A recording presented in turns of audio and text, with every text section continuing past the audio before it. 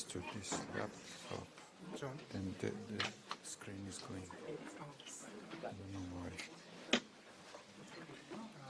So how do you change the display? I didn't do anything. When I connected to the PC, then the screen is going. Yeah, there should be display option somewhere. Normally there should be button for that somewhere. Yeah, it should be. Not that one.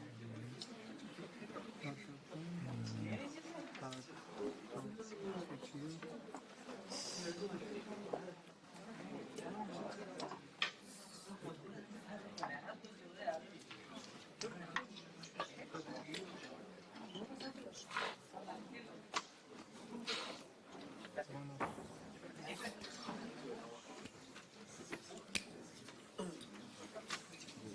Usually there is something.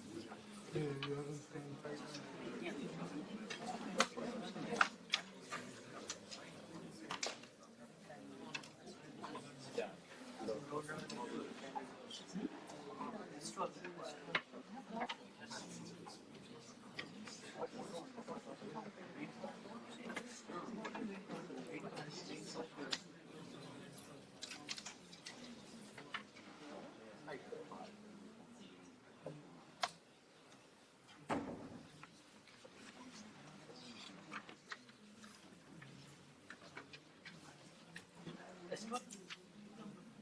So anybody who has Surface here, Surface Pro, because I have a problem here. When I connect this to the video projector, then my screen is going. Anybody knows that? What's the probable problem? So when I connect the projector to my laptop, so it seems that I cannot see anything on my Surface Pro, on my screen. So the screen is coming there, but I cannot see, I cannot write. Try pressing Window button and F and select. Sorry. Windows button and F and select both screens.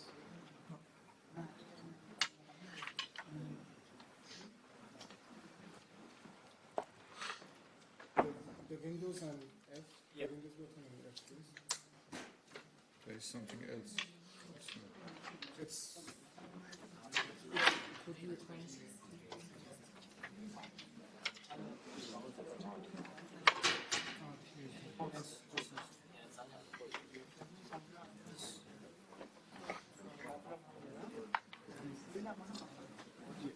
So it's selected to, yeah, you have to select both the displays. But there is no words because when I connect it here.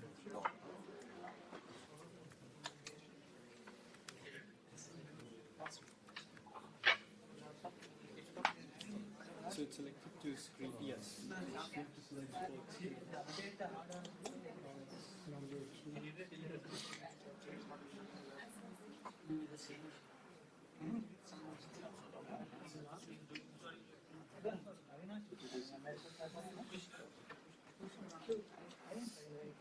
Maybe I should sign in again. Do you have idea? No. It should be here. Yeah, but it says that some apps won't respond to schedule changes. Oh.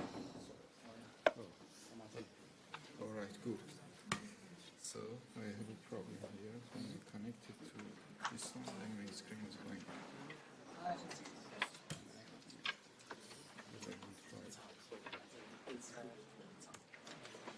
Perfect. What did you do? Hold down Windows and P. and then duplicate or if from your display settings, duplicate. Beautiful. Thank you. Very good. Thank you. Thank you very much. Okay, good.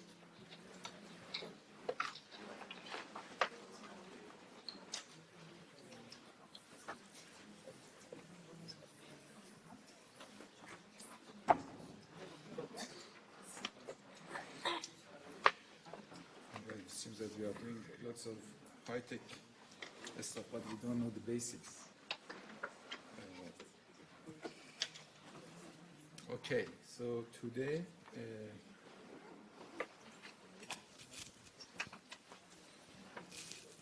I'm going to solve a few questions from lecture 1. And then we continue on lecture 2 for a very interesting topic on noise. And then let's see how far we can go. So before that, I just forgot to tell you last week that we have 6 hours of contact lecture and lab every week. So you are supposed to do another 6 hours of study in your private time. So this is what you should remember, at least 6 hours. The other one is that I got few emails from different students that some of them does not have a very, relevant background to the electronic. So I will upload one questionnaire on the Moodle, and I ask you to just be kind enough and fill that questionnaire about the topics that I mentioned. That, okay, are you familiar with this or not? Just for example, are you familiar with BJT? Yes or no? This is what I would like to see. If we see that there are lots of students who does not have the background on electronics, on electromagnetics, then we need I need to upload some extra document for you.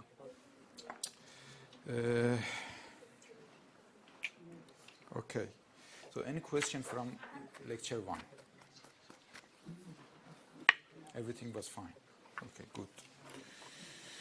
So I'm going to solve the questions from lecture 1, few of them, and then I will continue for lecture 2.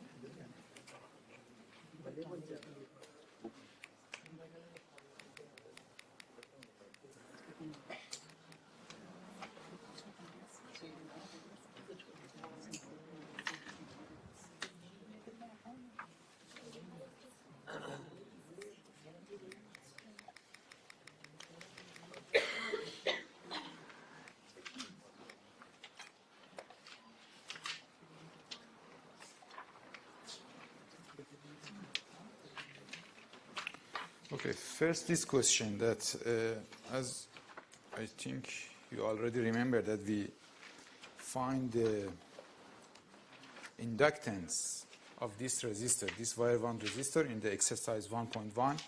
So we have a 10 ohm resistor, and then because of the topology that it has, it shows also a kind of inductance with the value 225 nanohenry. Okay? And then we are going to use this inductor as the load here for a BJT, to use it as a switch. So we are changing the input as a semi-square shaped wave, and then we are going to turn on off this switch. This is what we mostly use in the power electronics. But I just want to show you here that what is the effect of the inductance and how it could be harmful for your circuit here. So if we look at the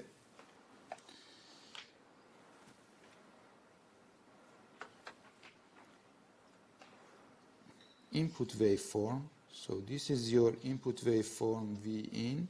So in your input waveform, first assume that we are in the steady state at this point. And then we are going to the high level.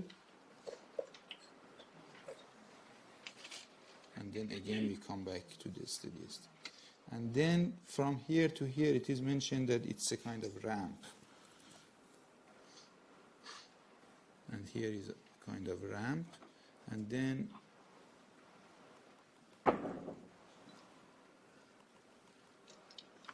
this time is delta t, which equals to 100 nanosecond. Okay? So this is the input waveform. And then we want to look at what is the value at the V out, which is this point. So here is V out.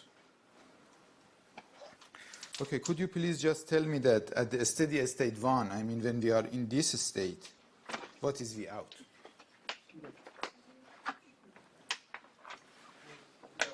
Volt. Beautiful. Okay.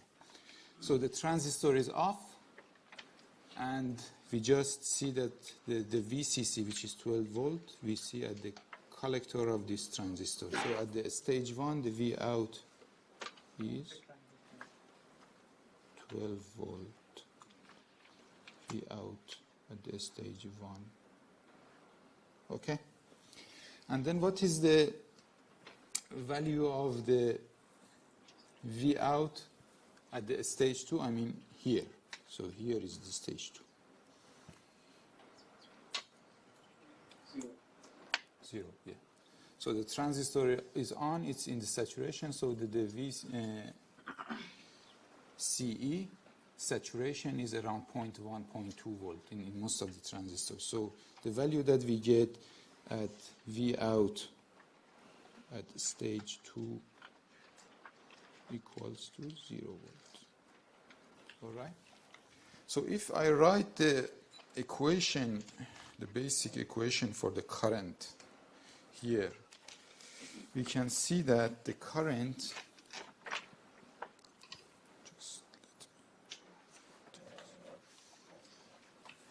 we can see that the current I equals to 1 over L integral of Vt dt.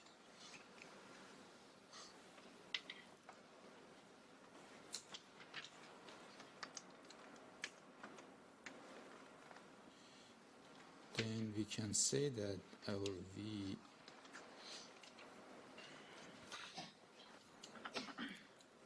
T equals to L di over dt. Okay? So what we want to find is the Vt. All right? I will write down the equations for I, and then I will find the equations for V. Okay? So I at the stage 1, so di is the di equals to I2 minus I1. All right? And then dt equals to delta t, which for the first one equals to 100 nanosecond. Okay? So I2 is 0 divided by 10 ohm, and I1 equals to 12 divided by 10 ohm. Okay? Then di is 1.2.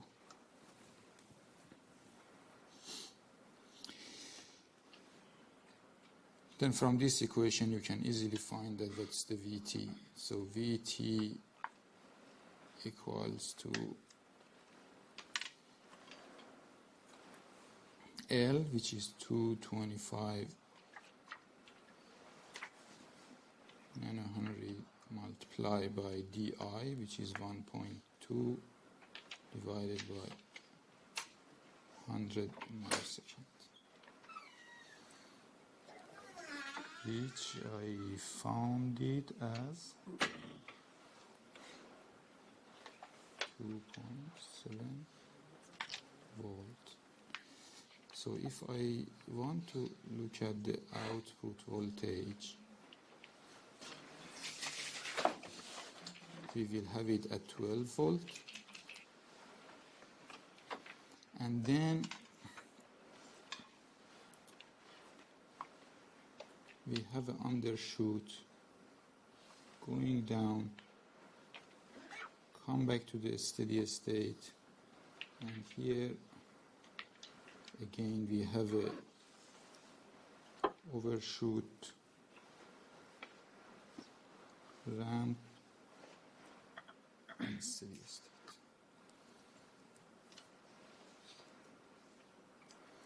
And this value is 14.7. 2.7 volt overshoot. So you can see that we cannot increase the speed of the switch, because if we increase the speed of the switch, I mean that if we decrease this 100 nanosecond, for example, to 10 nanosecond, which is mentioned in the second part, then this 2.7 volt is 27 volt. And after one cycle, your switch is blown up. So it is very, and this is the topic for a wide range of research in power electronics, that how they can reduce the inductance in the collector of the switch, because this is not just a matter of inductance in your resistor, the inductance of the contact that you have. And you can imagine that if it is a high power switch, I mean, instead of 12 volt, it is, for example, 100 DC volt, then how much power is there and how harmful this inductor could be.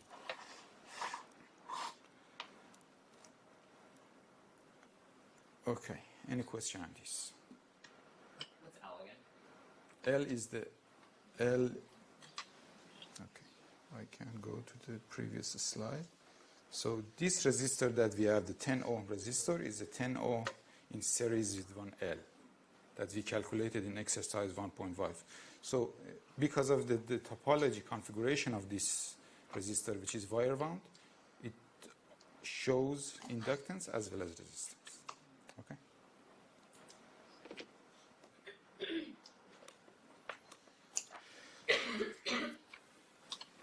All good? All right.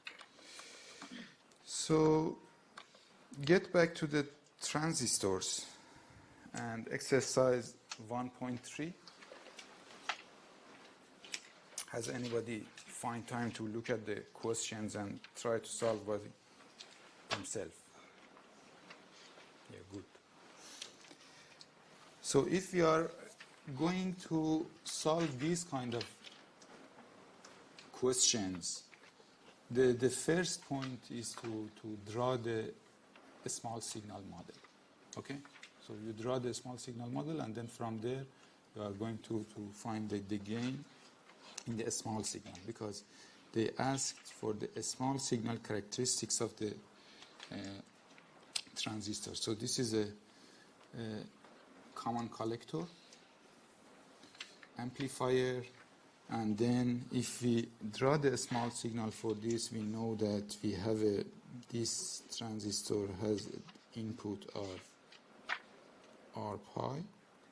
So this is the R pi, and then it has a current source from collector to the emitter,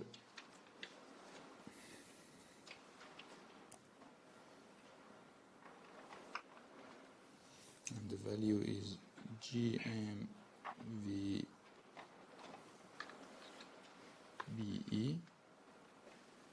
and then it has an output resistance of RO, and here also is the emitter, and this is your RO, and definitely here is the VBE. Also we have a source which has a resistance of RS and your input signal.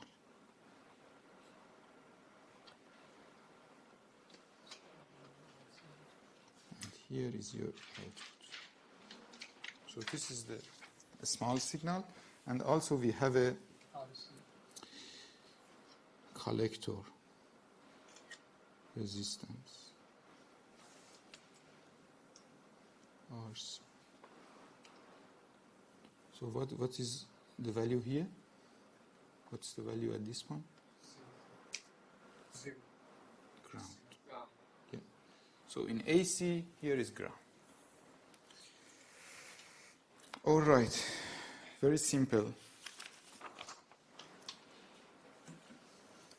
So if we look at the Vout, Vout is the current which passing through these two transistors, I mean RC in parallel with RO. So Vout equals to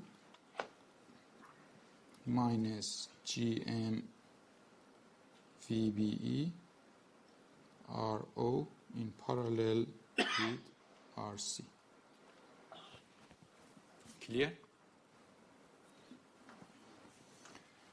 And then we know that this VBE we can find from the just division between these two resistors and V in. So VBE is this point actually. So VBE equals to V in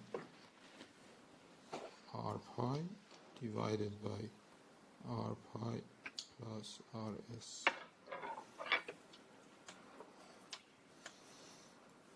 If I just substitute the second equation here, I mean substitute the VBE here, then we can find from these two V in, V out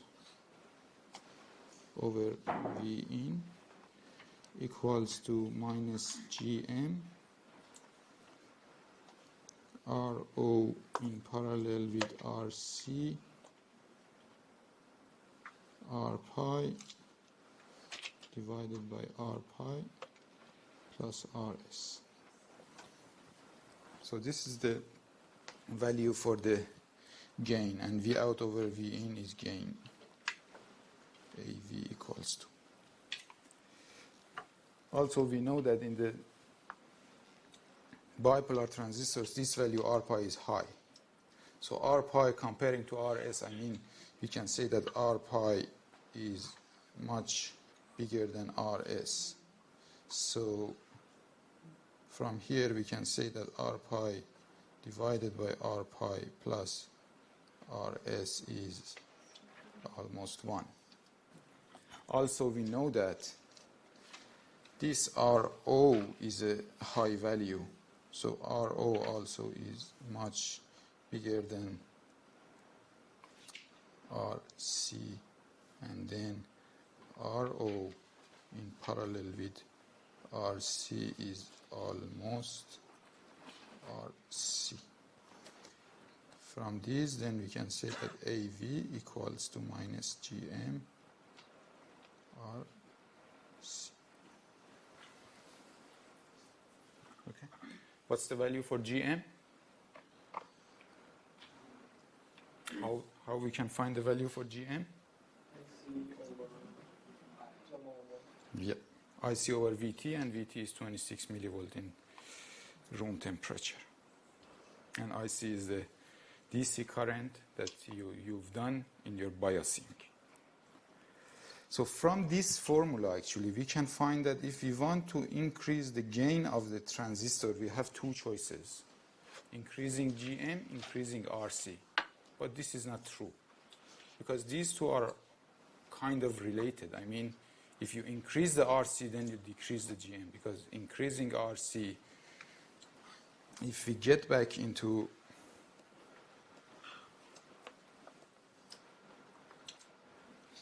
this point,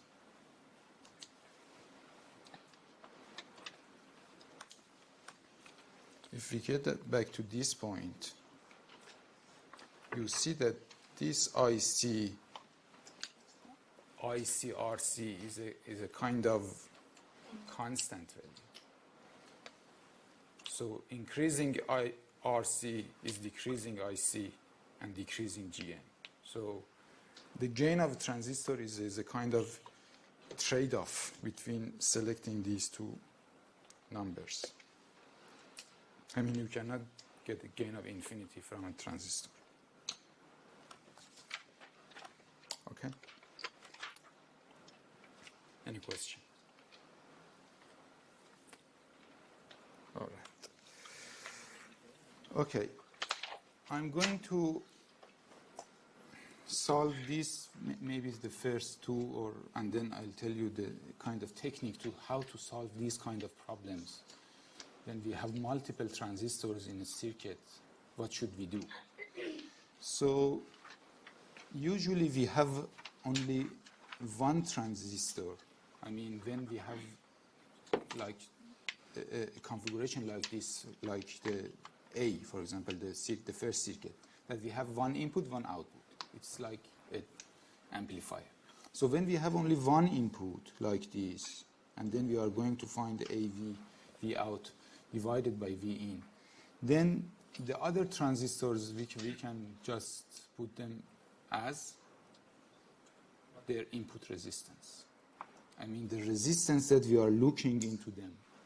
I mean, I can say that, okay, this transistor, the transistor M1, is working in saturation region, and I should replace this, substitute this as the resistance that I can see from this port. The same thing we have here in the second one. I mean, we have V in and V out.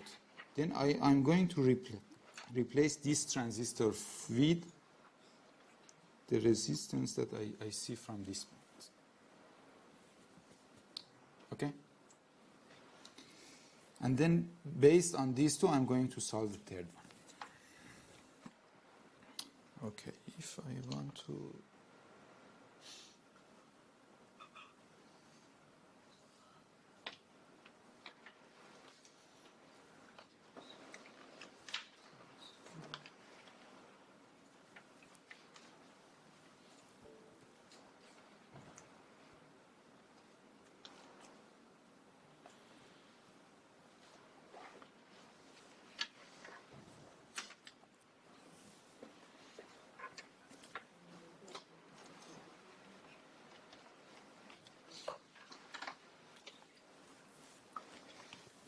So if I just want to draw a NMOS transistor like this and say that this is the gate, this is the drain, and this is the source. If I look into the transistor from this point, what's the value for the impedance of the transistor?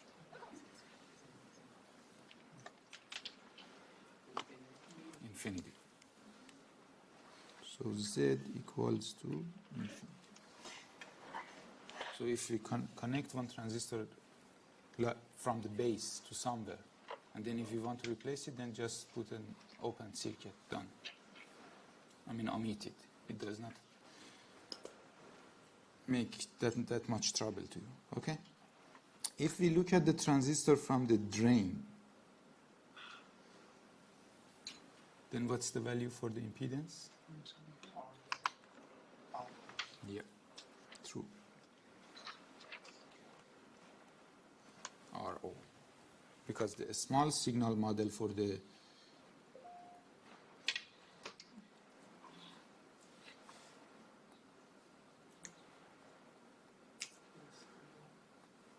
MOS is like this.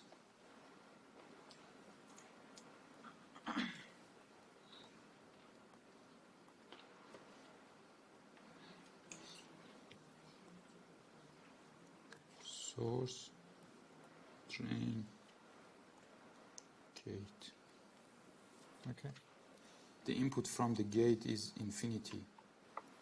The input from here is just this resistor, RO.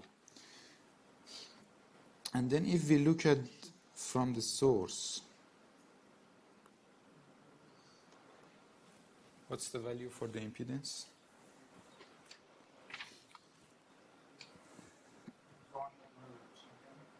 Yeah, very good. Yeah. It's 1 over GM. Actually, it's 1 over GM in parallel with RO, but RO is very high in the range of mega ohm or hundreds of kilo ohm. So we usually say that it's 1 over GM.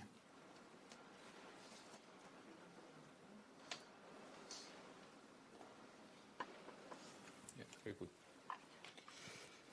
The same thing we have for bipolar transistors. So if instead of MOS we have bipolars,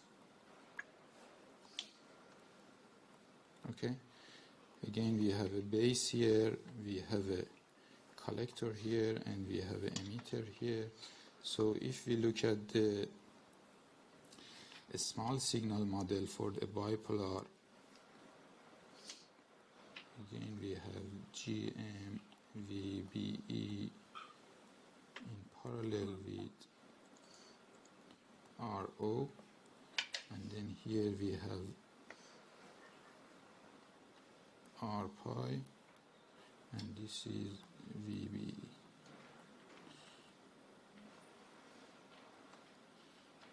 here is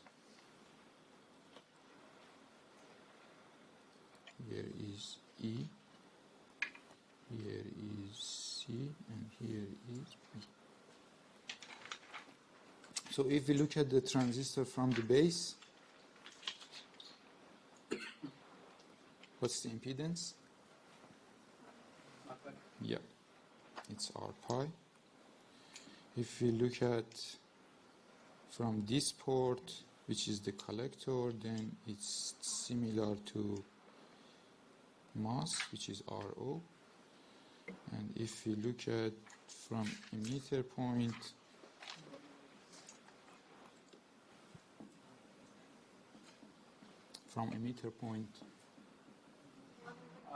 yep, again it's 1 over G.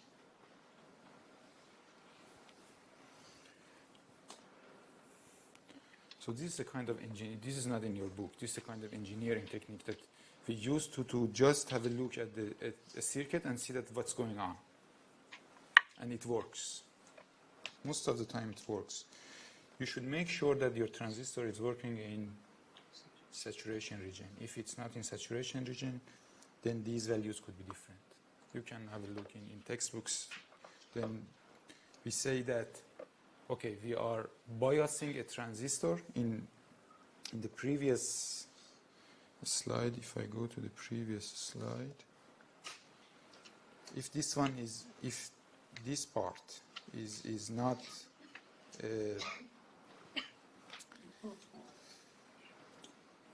I mean the transistor M1 in the circuit 1. If transistor M1 is not working in saturation region, then we say that, okay, we have a triode load. So this transistor is biasing in triode, and then the impedance is different. Okay? But we are not going to follow that. All right. So now, based on this, I'm going to solve the questions. So for the first one, then I can say that I have a transistor. And another thing that, all right, these are for NPN and NMOS. For PNP and PMOS, also similar. Okay? Just that the point of the drain and source, these things are changing. Okay? So if in this question, so what's this transistor? What's this transistor?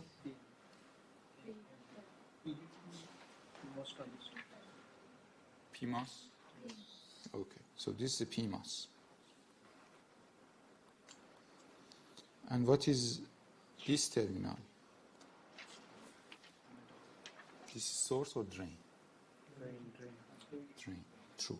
So this is your drain. So the impedance that you are looking is the impedance that you are looking into the drain, which is RO.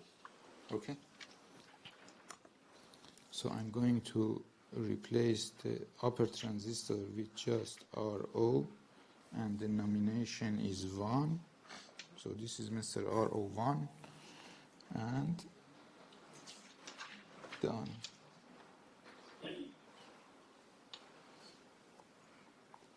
V in, V out. If you just write down a small signal model for this, you can see that. All right, I have in transistor 2, I have a GM2 VGS2, and I have one transistor RO2, one resistor RO2, and then here I have a signal which is V in plus minus VGS2, and another resistor in parallel to this, RO1.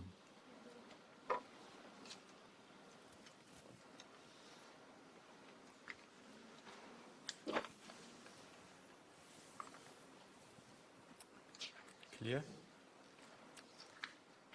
And simply I can write down that the V out over V in which is AV equals to minus GM RO1 in parallel with RO2.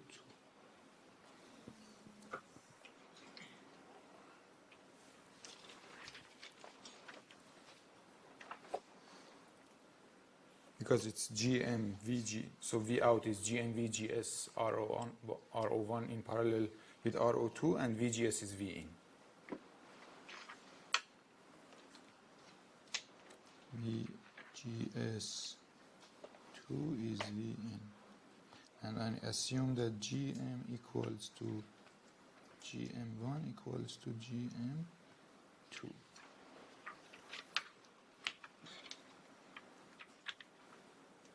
Can I assume this? Is it the correct assumption? Can I say GM1 equals to GM2?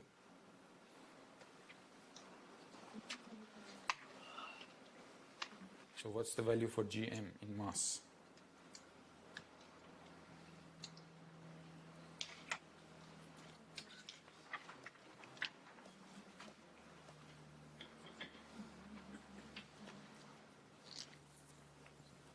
So ID1 equals to ID2, all right? So here, so GM comes from here. So ID1 equals to ID2. If both of the transistors comes from the same technology, both of them, I don't know, 0.13 micron transistor, same W, same L, everything good, then we can say that VTH is similar, if we can say. Then it depends on the VGS, how we are going to bias these two. And it depends on the value for the VB1 in your question here. So here this value, I mean the biasing for this VB1 and VB2, if they are the same, then we can say that the GM1 and GM2 are similar. Okay?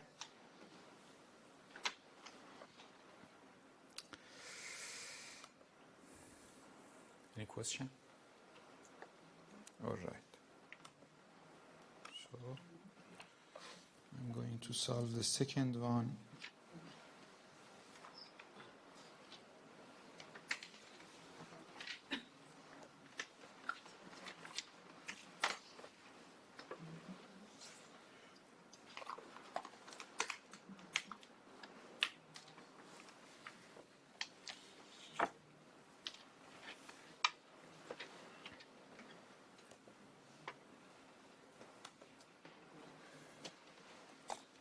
All right, in the second,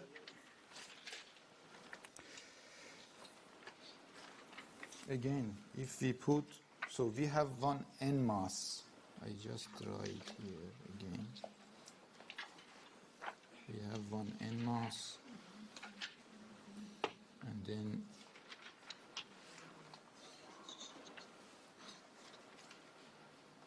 another NMOS.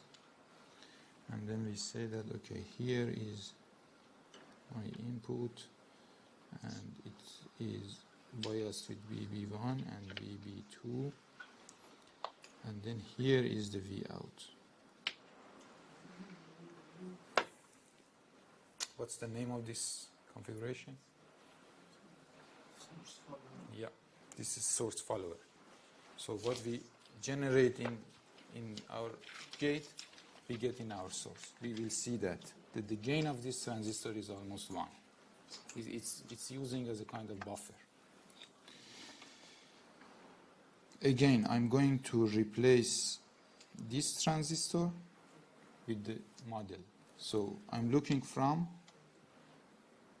drain, gate, or source? Drain. Again, we can replace this as a resistor, and we can say that we have a transistor here, and then V in, here is V out, here it's connected to VCC, and then this is RO2.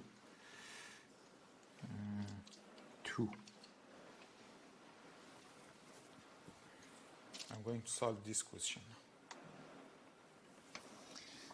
again drawing the small signal model. So in the small signal model, we have VGS1,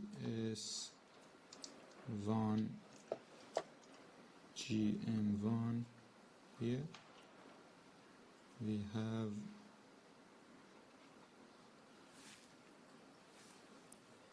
RO1 here. We have RO2 here, and then we have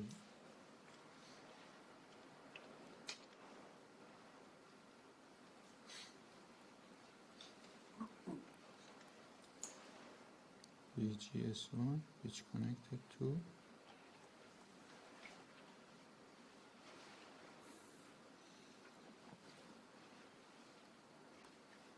V.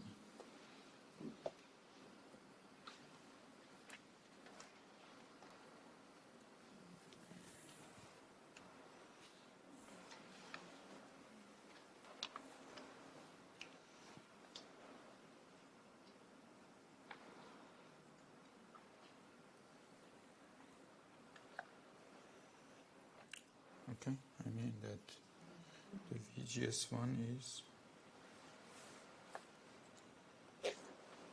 between these 2 points. Again, we can say that VGS1 is equals to,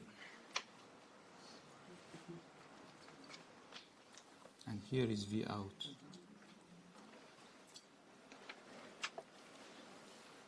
Okay, VGS1 equals to V in minus V out, I think. Is it correct or not? VGS1 equals to V in minus V out. Okay? And also we can say that V out equals to the current which passing through this resistor, which is VGS1 times GM times RO2.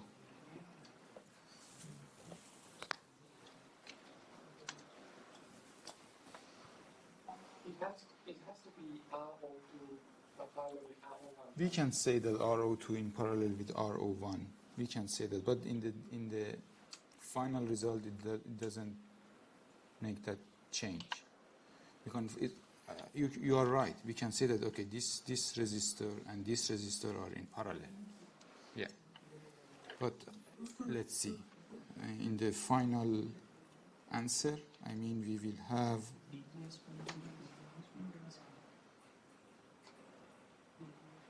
because when we solve this problem, see, this is one method to solve this problem. The other method is the direct solution. The direct solution is that we say that the GM equals to partial differential of V out, I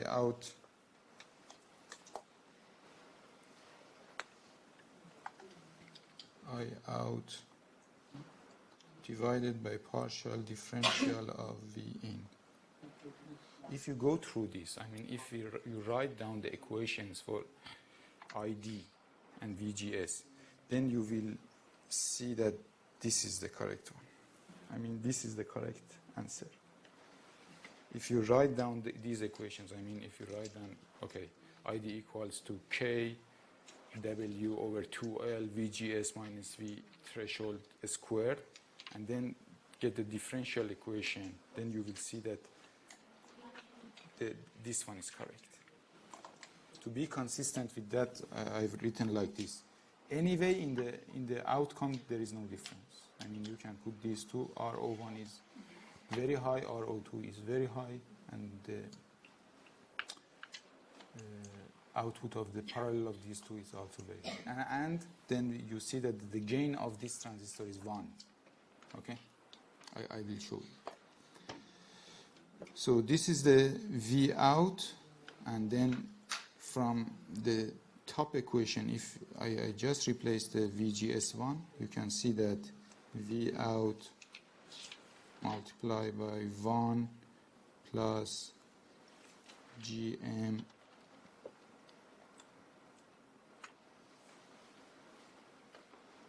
RO2 equals to V in multiplied by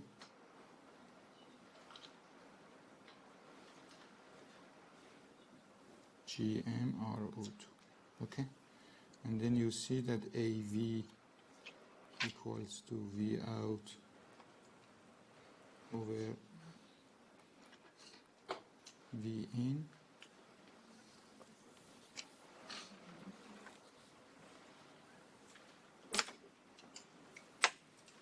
which is GMRO2 divided by 1 plus GMRO2. If we replace this as RO1, RO2, the same, because RO2 is much higher than the GM, and then we can say that GMRO is much higher than 1, and then this is almost 1. It's a buffer. Yeah. What you put in the input, you will see that in the output. GM R2 parallel with R01 Yep. over 1 plus GM the parallel. Yep. Yep. You can say that. But I said, if you write down the large signal and then do the differentiation there, you will see that it's only RO2.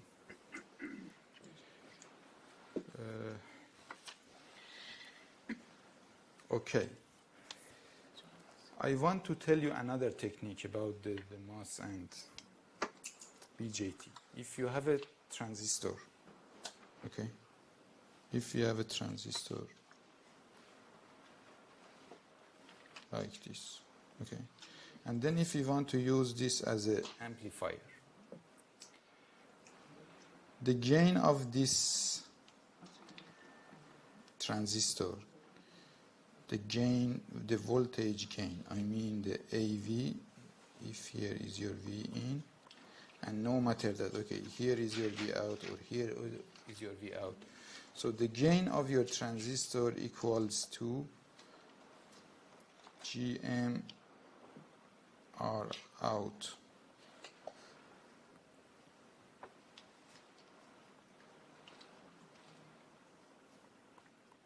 if this is your transistor.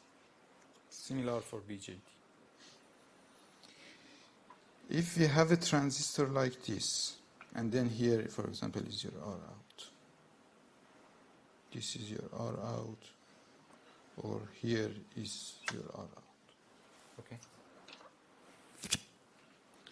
If you have a transistor like this,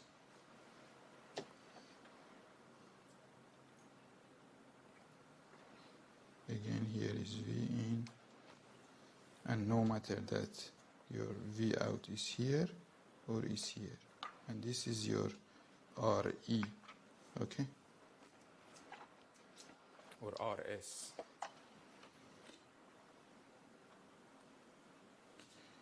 Then AV equals to big GM, again R out, and big GM equals to GM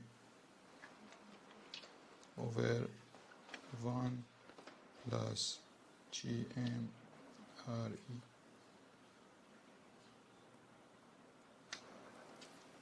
If you have a we call this degeneration component in the transistor, which will help us in stabilization of the transistor. We can put and also reduce the effect of temperature in your transistor. We will see this in lecture 5, that how this resistor, or we can replace it with an inductor, can help us in stabilizing our transistor. reducing the effect of the change of temperature, and also the change in, I mean, your transistor, the gain of the transistor is very dependent on the GM. And this GM is also very dependent on the current that we have. By adding this, we are mostly trying to smooth down this. The transistor is a nonlinear device. I mean that the V out divided by V in, which is equal to GM, is not a linear function. You know that GM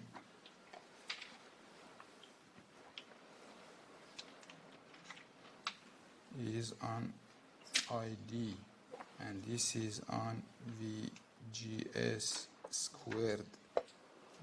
So it's not a linear device. I mean, by changing the input, the output does not change linearly. By adding this resistor, it will help us a lot to make our transistor in a more linear region. Based on this technique, I mean, if we put a resistor in the source or emitter of a transistor, then we can have a look at here. So we have this transistor.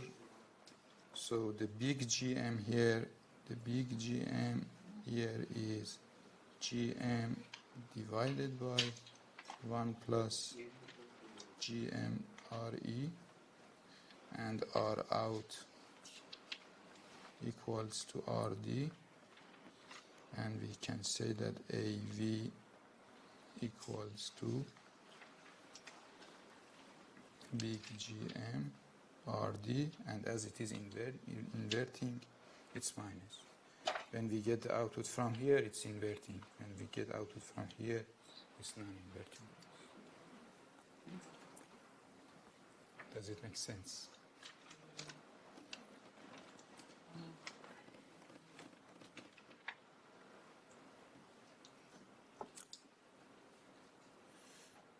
Okay. Any question?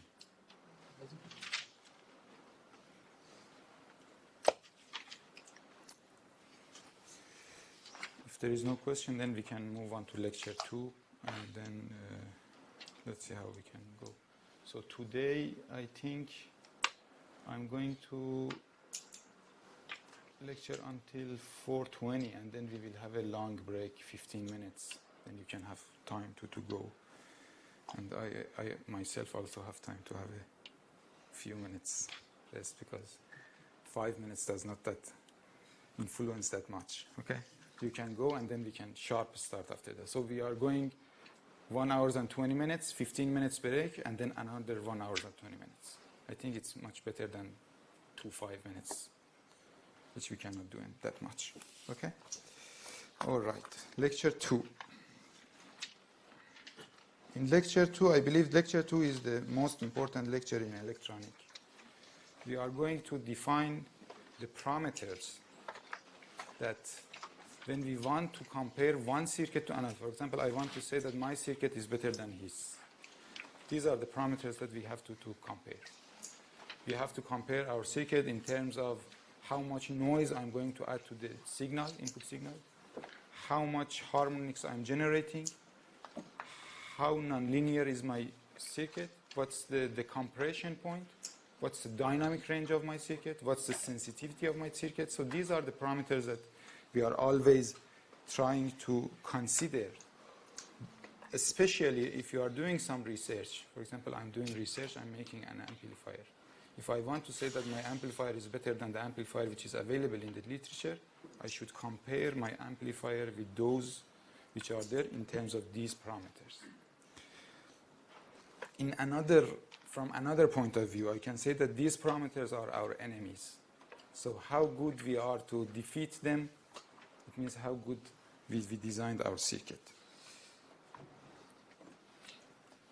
So I will follow this lecture in 2 parts. The first part, which is more comprehensive, is on noise and the sources of the noise, how we can measure the noise, how we can model the noise in the circuit, and then we are going to nonlinearities, the parameters that we have and the scales that we have in nonlinear devices. Okay? So first, some mathematical background. If we want to go into the noise, first we need to get something from the signal processing to see that what's noise. So noise actually is the first enemy in the circuit design. So if there is no noise in your receiver, you can detect any signal which is generated anywhere at any time. I mean, you can generate a signal far away from here. The level of the signal when you receive it at your receiver antenna is very low. You just amplify it and then detect it. Done. It's so easy. But as we have noise, then the level of the signal, if the level of the signal is below the level of the noise, then it's not detectable. So this is the basic concept of the difficulty that noise is going to provide for us. And I already mentioned here at the point 1 that noise limits the minimum signal level that the circuit can process with acceptable quality. And this acceptable quality we can define in our receiver. It depends on many things. It depends on the modulation. For example, we say that in AM modulation or FM modulation or QPSK or this and that, the minimum signal to noise should be this value. I mean, if we have a noise value A, how much our signal should be above this that we are able to detect the signal with this bit error rate. I mean, with the error rate of 10 to the power minus 5. I mean, out of 10 to the power 5 symbols, only one of them is wrong, and the rest is true. Okay? The bad thing about the noise is that it's random. So what does it mean? It means that we cannot define the instantaneous value of a noise. At the moment, we don't know that what's the value of the noise. But it is following a kind of process.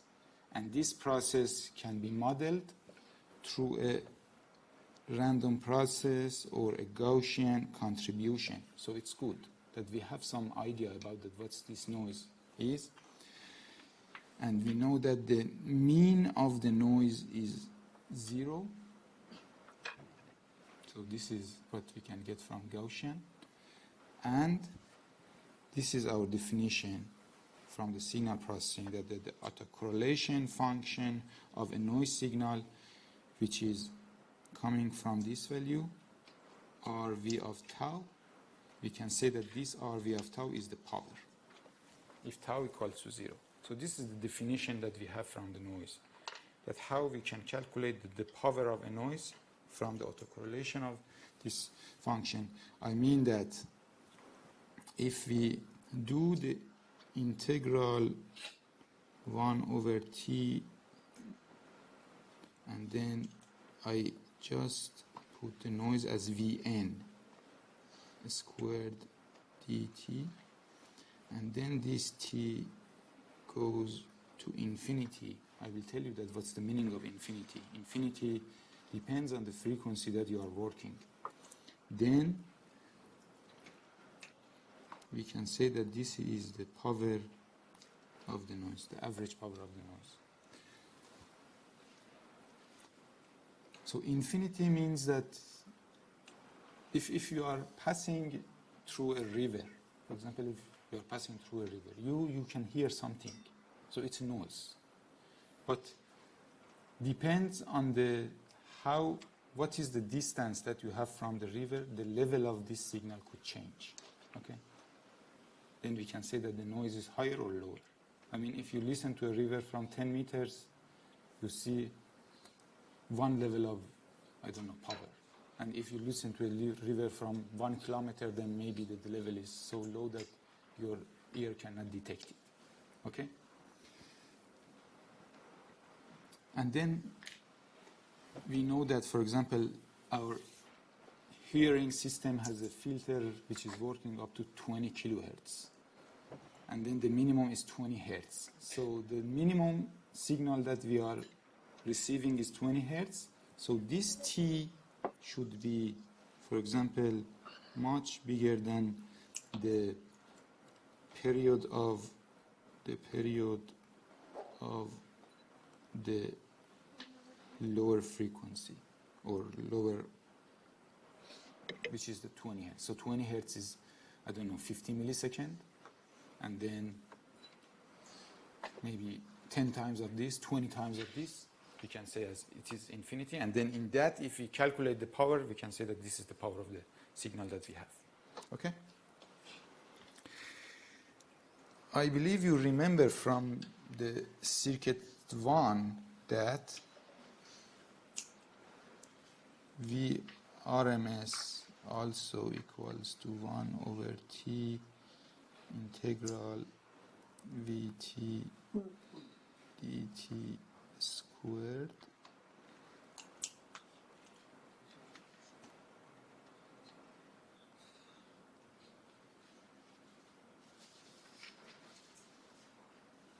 the square root of this. So this is the Vrms.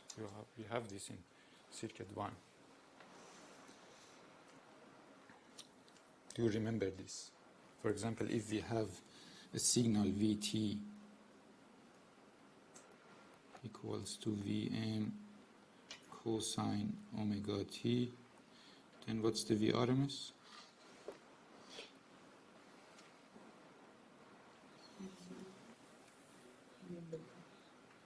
Vrms? Vm by root 2. by 2. By root 2. Okay, by root 2. True. Vm divided by square root of 2.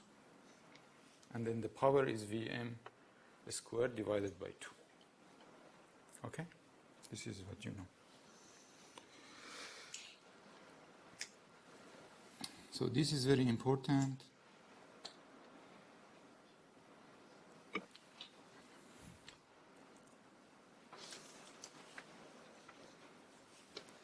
And I just show here that, okay, we have a signal Vnt. This Vnt has a mean of 0, but it has a power, because power is the area under this, and you see that it's not 0. It has a number. Okay?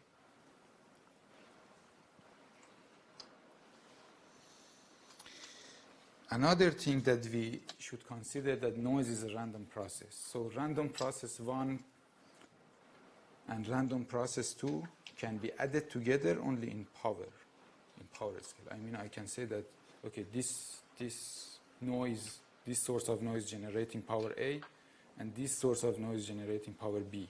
So these two can be added together in terms of power. I mean, power of 1 plus power of 2 is understandable, but V1 plus V2, no. Okay? So you see here that the power of total is like this. We will see that in transistor, for example, we have 3 sources of noise, and then how we should add these together. Or in one circuit, for example, resistor 1 makes one noise in the output. Resistor 2 makes another noise. Resistor 3. And then the transistor 1, transistor 2. How we can see that what's the output noise?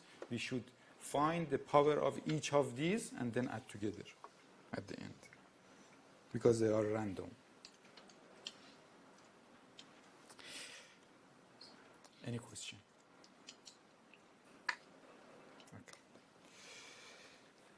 The same thing we have about the noise in frequency domain. So all I just mentioned in time domain. I mean, I'm using this nomination, V of t. If we go to the frequency domain, we define one symbol as PSD, power spectral density, which the name almost says that what it is. It shows that the distribution of a power in the frequency domain. If you have one signal, for example, cosine omega t, the distribution of power of cosine omega t in the frequency domain is just one peak at one single frequency point of omega divided by 2 pi. Okay? So how, when you connect a signal into a spectrum analyzer, I believe some of you knows that what's a spectrum analyzer, and already worked with that. When we connect the signal into a spectrum analyzer, it shows that this signal at each frequency, what is the power level of that signal. This is what we say that as a power spectral density. And then it's a dual of, it has a dual in frequency domain for the noise. And we say that this power spectral density, if again we get average from 0 to infinity, in all frequencies, we will receive the same power.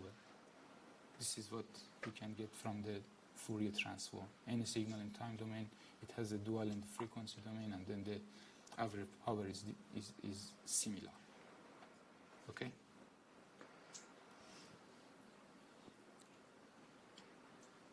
We define this and define this and say that these two are equal. Okay? How we can find that what is the power spectral density? It's shown in this block diagram. I put the signal xt into different filters, and each filter has assume that has a bandwidth of only 1 hertz. So it passes the signal in that 1 hertz and removes everything else. And then I put a power meter and see that, okay, at, for example, F1, the value for power meter is 1, and here is 1.2, and here is, for example, 1.9. And then if I draw in the frequency domain, I say that at F1 the value is 1, and at F2 the value is 1.2, and at F3 the value is, for example, 1.9. 1, 1.2, 1.9. Okay? This is how a spectrum analyzer works. A spectrum analyzer changes the bandpass filter, down convert, and then gives you the value. Okay, and it is shown here. If your signal is a band limited signal, we have a low frequency and high frequency, and then we want to see that what's the power in that specific band, frequency band, then we limit the integration region from FL to FH. And then again we say that this is the total power in this region. The total power between 1 kilohertz and 10 kilohertz is this one.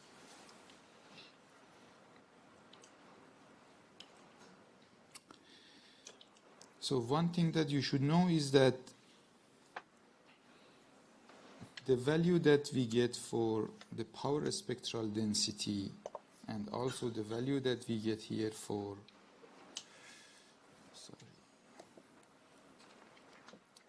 this PAV here is V squared over hertz or A squared over hertz. If we say that our noise, the source noise, could be a voltage source or could be a current source, no difference. The value for this, because then at the end we have to apply the bandwidth of our system. If our system is in unlimited band, has an unlimited bandwidth, then the noise power is unlimited.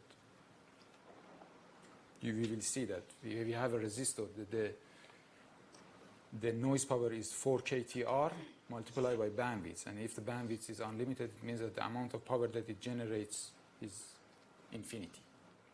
But then we say that, okay, what's the amount of power that it generates in this 1 kilohertz band from 10 to 11. Okay? So the dimensions for these two are V2 divided by hertz or I2 divided by hertz. Okay? The same thing we have here for PST. And again, we can add the power spectral densities of different sources of noises together, because these are power. This is power. This is counterpart of X2, not X. Okay? And you see that here that we can add V2 together. Okay? Is that clear? Yeah. What's the difference between Fourier transform and does the Fourier transform give you power? Yes, true. Yeah. When you get the Fourier transform, actually this is the equation that you can see. How this xt changes into sxf. Okay? Yeah. Why is that going on to how total and the top one is how average?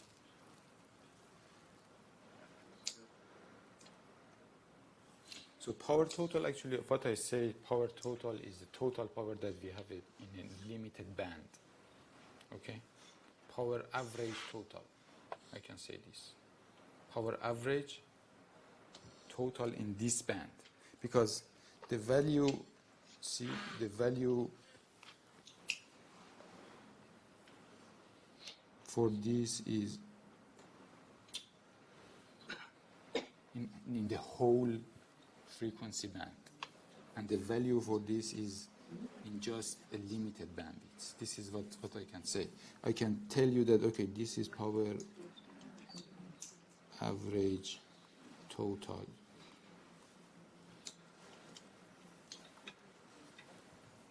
Does it make sense?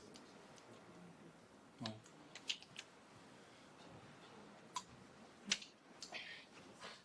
So is the units for power volts squared? No. This is volt squared per hertz. This is not power. I mean, this is not watt per hertz. Okay? This is volt squared per hertz. It's totally different from watt per hertz. Because it's density. It's not watt per hertz. Just don't make mistake with watt per hertz. It's not watt per hertz. It's volt squared per hertz.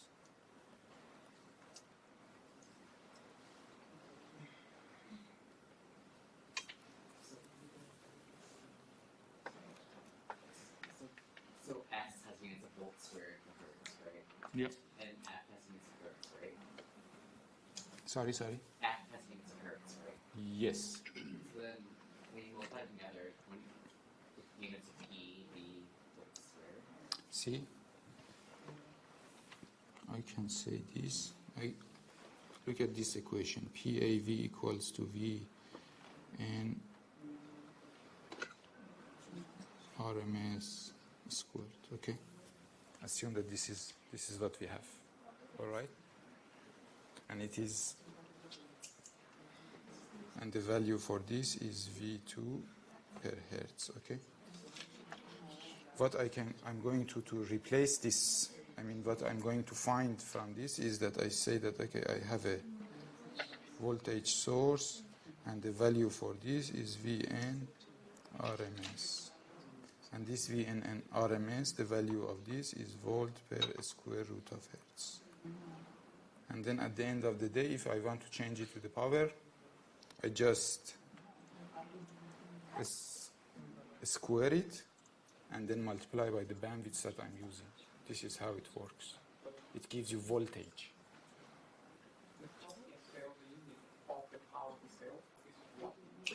True. I said that this is not watt per hertz. This is volt squared per hertz. It's different. It's different from, because watt is V squared over R. Okay? Wait. What? Oh, wait. Okay? So this is actually power spectral density. It's density. In a sense, it is different from power itself. True. We are going to model this with a voltage source. So, okay, so P is PSV, not just regular P, not power. No. Okay, P squared. Yep. How big are you? That makes sense. Does it make sense to you or not yet? We can explain. We can continue later if you want. Okay? Yeah.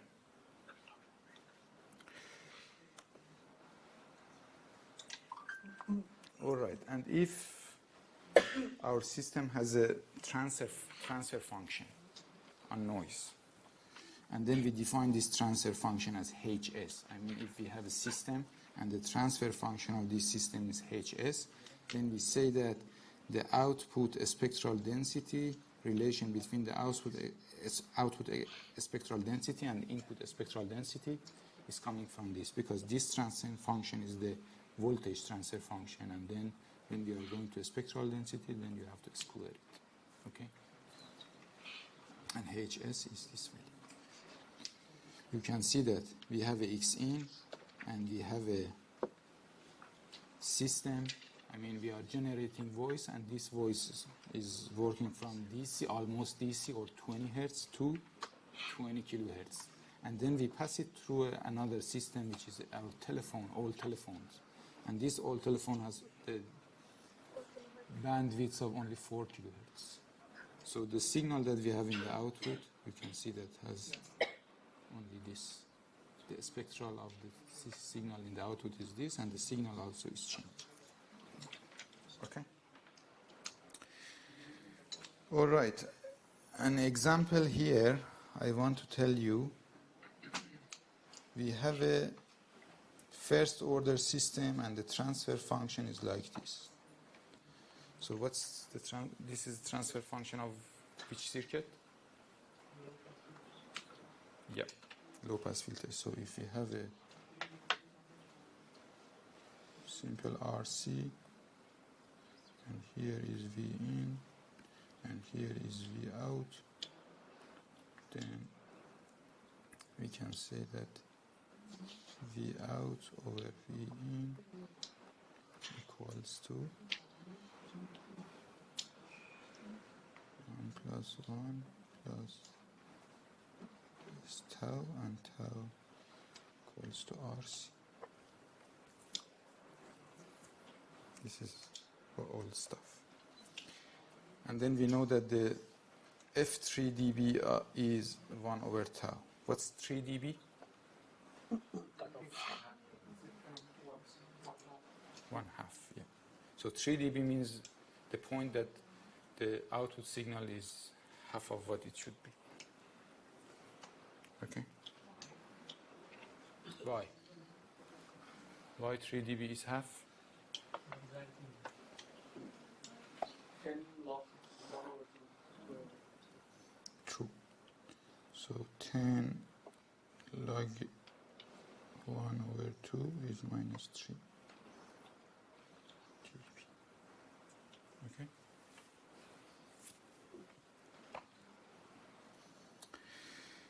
And then we see that the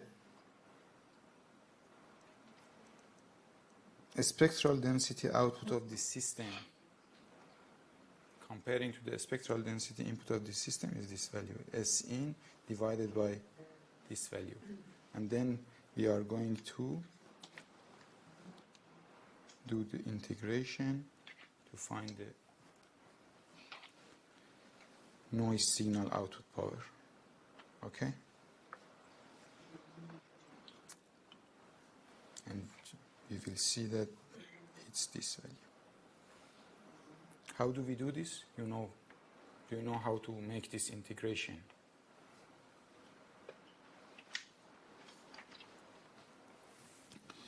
The integration is integration of, for example, S in divided by 1 plus A F squared dF.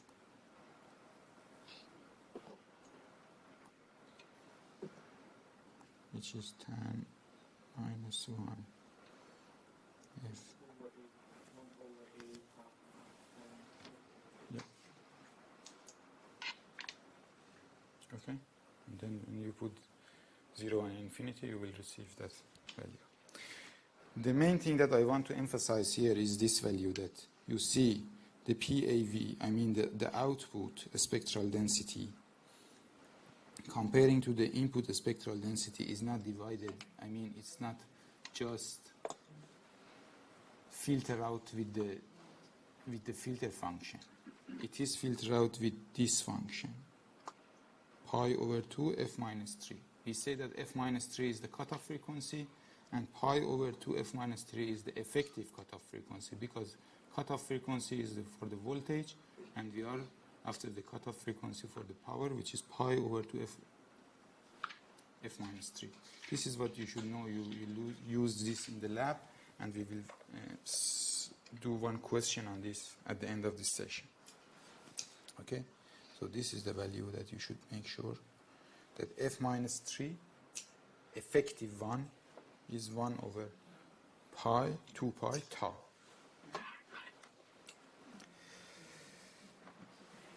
Okay, we can have a break, and then we will continue sharp at 4:35. So please come back by 4:34.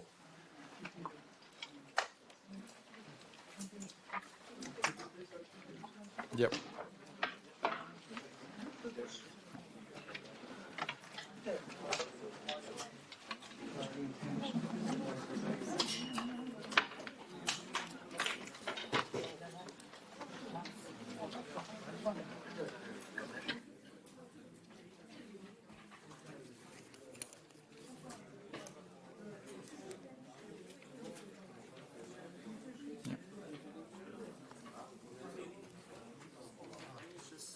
One of the exercises that you solved, Yeah. where you said that VB1 should be equal to VB2, so we consider that GMs are equal. Yeah. But VB, the higher P mass, so if you consider VDD is 1, the higher VB should be, let's say, for example, 0.8, and the lower one should be 0.2 for Yeah, the true. equal. Yeah, true. Okay. Yeah, we should look at the VDS of that one as well. Yeah. VDS of the lower one. So the lower one VK source is VB1, Yeah. but the other upper one Should VT plus VD. minus VB2 Yeah, true. is the VB. Yeah. Thank you. Yeah. So how did you get little s in the example here? Sorry. The little s. How did little s become like? S is 2 pi JF. Okay, Is that just always? yes, it's like this. This is the Laplace. You know the Laplace transform. Del squared. Oh. So it's a Laplace transform. So in Laplace transform, we say that S equals to J omega. Always it's like J omega. Okay? Is J current density or? So in Laplace transform, S, we say that it is S is J omega, and omega is 2 pi F. It is J 2 pi F. This is always like this. So when we say that, for example, H of S equals to 1 over 1 plus tau S, then it means that it is 1 plus tau is RC J 2 pi F. So this is what it is. And then HS. Oh, J is square root negative 1. Okay. Yes, true. HS squared is 1 plus, Okay. you can find this 1, I don't know, plus 4 pi squared, I don't know. No, yeah, I get it. Pi You squared multiply by F its squared, conjugate. yeah, something like that. All right? Okay, cool. Yeah. Okay, then that makes sense. What exactly is a decibel? Because it was about this. So when we are moving from linear format to logarithmic format, we always have this. I mean, we can show signals in, the values in linear format or in logarithmic format. So when the signals are not, their behavior is not that much linear, then logarithmic format is always easier. Okay, sure. So decibel is just defined as like the value in a log 10 form. Yeah. So minus 3 dB is something that you see a lot in electronics. Okay. 3 dB, minus 3 dB, or 10 dB. 10 dB means 10 times. Okay. 3 dB means half. So Okay. these are the value that what exactly is being multiplied by 10 or halved? I mean, if we say that signal V1 equals to V2 divided by 2, Yeah. then we say that V1 in dB equals to V2 in dB minus 3. Oh, okay, sure. If I say that it is V3 divided by 10, then I say that it is equals to V3 in dB minus 10. Okay. Any value that it has in dB, then minus 10. Okay. Okay? Okay, sure. Okay, dokie. Okay. I guess one last thing. For when we talk for the previous section, when we talked about the transistors and stuff. Yeah. When is it that the transistor becomes a resistor or not, and when does it become a constant current source with stuff? So about the which type of transistor, MOS transistor or BJT? Both, I guess. So in the MOS transistor, the model is like this: that you have GM, VGS, or not.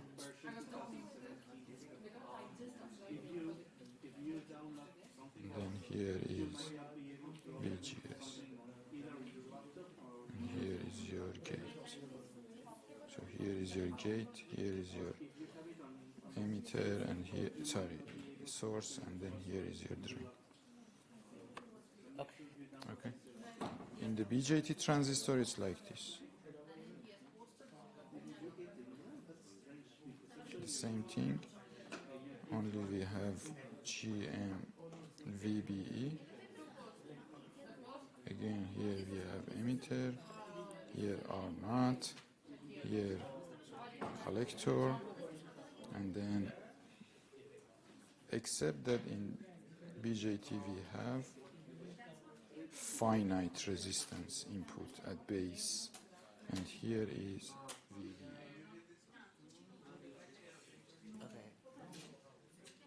Okay. So the only difference is that the input resistance of here, the gate is infinity, Okay. here is R pi. This is the Okay. only difference in the model. Okay, cool beans. It has more things in high frequency that I mentioned in the lecture, the capacitors, Yeah. and then the body effect, these things, but mainly it's like this. Okay. And so then when we had two transistors in series, how did you make the second one just R naught? Which one? We had two transistors in series in the example problems. In the example problems, we have two in series. No, it wasn't in series. There were two like connected. You mean that it was like this? Yeah, there was a yeah. You add another resistor there. No, you can. I said to your friend, this is RO1, this is RO2, these two is RO1 in parallel with RO2. This is the value. But at the end, when I just find the gain of the transistor, this is not important. I mean, as this value, the RO is much higher than the GMRO is much higher than 1, and the value of GMRO divided by 1 plus GMRO is 1. Okay. This is what I said. So This RO could be RO1 in parallel with RO2, or it could be RO2. From a small signal model, if you solve the problem, you will see that it is RO1 in parallel in RO2. In large signal, if you just do the direct differentiation and solve the problem, you will see that it's RO2 only. This is how it is. I mean, Okay. this is how we model it. okay, but okay. And so wait, this RO2 came from like the other transistor, the second transistor, right? RO2 is coming from the second transistor. I mean, with the second transistor, we just model it with one resistor. Because Marl, wait, what? Wait. So the transistor the transistor, when you look at the transistor from this pole, okay, from this pole, and say that, okay, here there is no VGS. I mean, we don't have anything in a small signal model because it is biased, and a small signal model here is ground. Okay. So there is no VGS. Okay. So there is no current. And then Okay. when you look at this circuit, you see that it's only one resistor. Okay.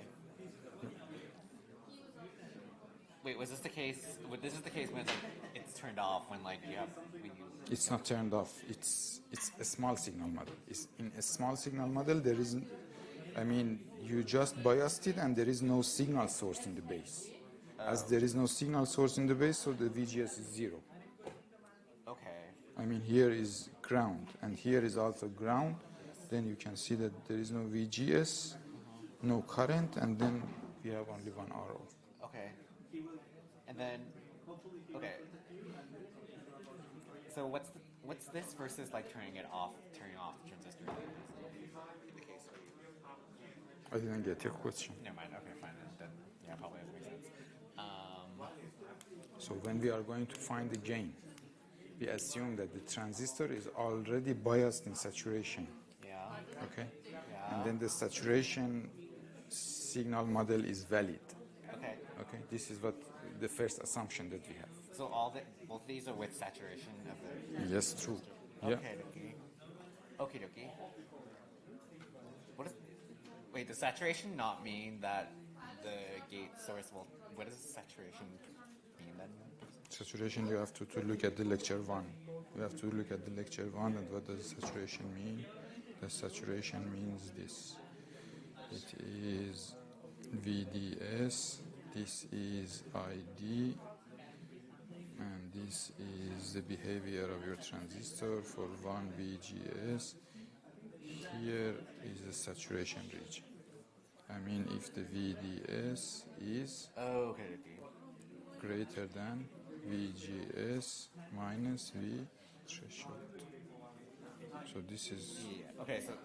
So it's okay. it's based on the biasing of the transistor. Oh wait. So do you control the gate source voltage, or do you just control the? Yes, Drain source. yeah. The gate source voltage we are controlling.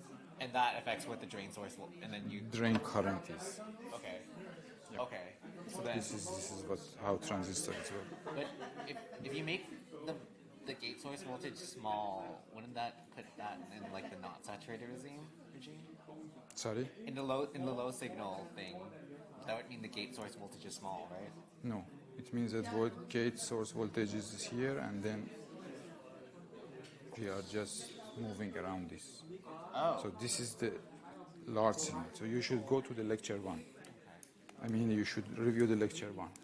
And I think the lecture is starting. So I was supposed to have a break. Sorry. And you have supposed to have a break. Okay, your question. Yeah, just about P average. I just don't understand because like this power spectral density, if you multiply by df and then you integrate, should it give like a total power over that range of frequency? Right?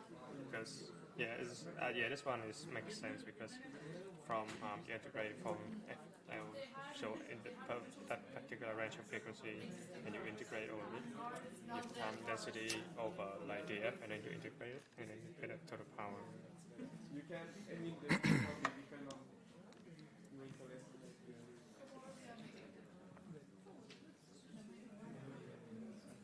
So, I mean, like average, should you have to divide it by like that range of frequency you are integrating? Just like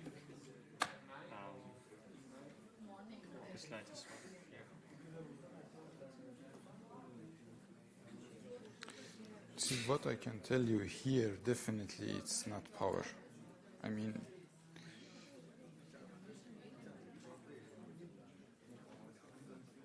here we have a voltage.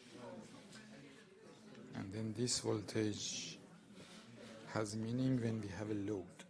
I mean, when we apply to a load, then we can say that, okay, how much power it generates. Sorry? I mean, the voltage itself, we cannot say that what's the value for the power. I mean, this is a voltage source. We can say that it is exactly power when we apply it to a resistor, or, I mean, impedance. I mean, I can say that. So like the voltage is just like the energy applied to a charge. It's just like basically it's just so like But we have to apply it to a resistor to say that what's the value for the power. I mean, the voltage itself is not, we cannot say that it's power, Yeah, I know. okay? And because of that, I said that it's not power, it's V squared. And the output is not watt, it's just V squared. And we can see this, that, for example, we say that one resistor makes a noise, and this noise, we say that it is Vn RMS squared. And then when we apply it to another resistor, which is, for example, R2, then we say that, okay, what's the power here? What's the power we receive? Yeah. This is what I want to say. That this is only generating voltage, and it's not power. When it reaches to another load, to our load, then we can say that, okay, how much power we can receive. This is what I want to say. Does it apply to like average and then total? No, average. So average here, again, the output is V squared.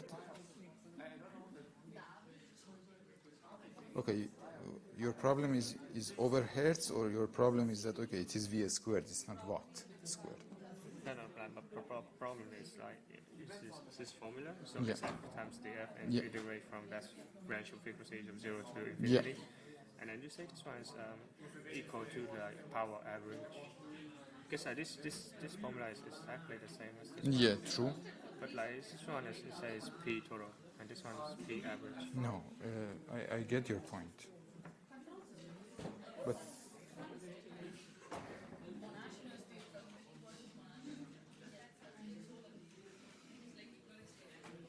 again, the unit is this.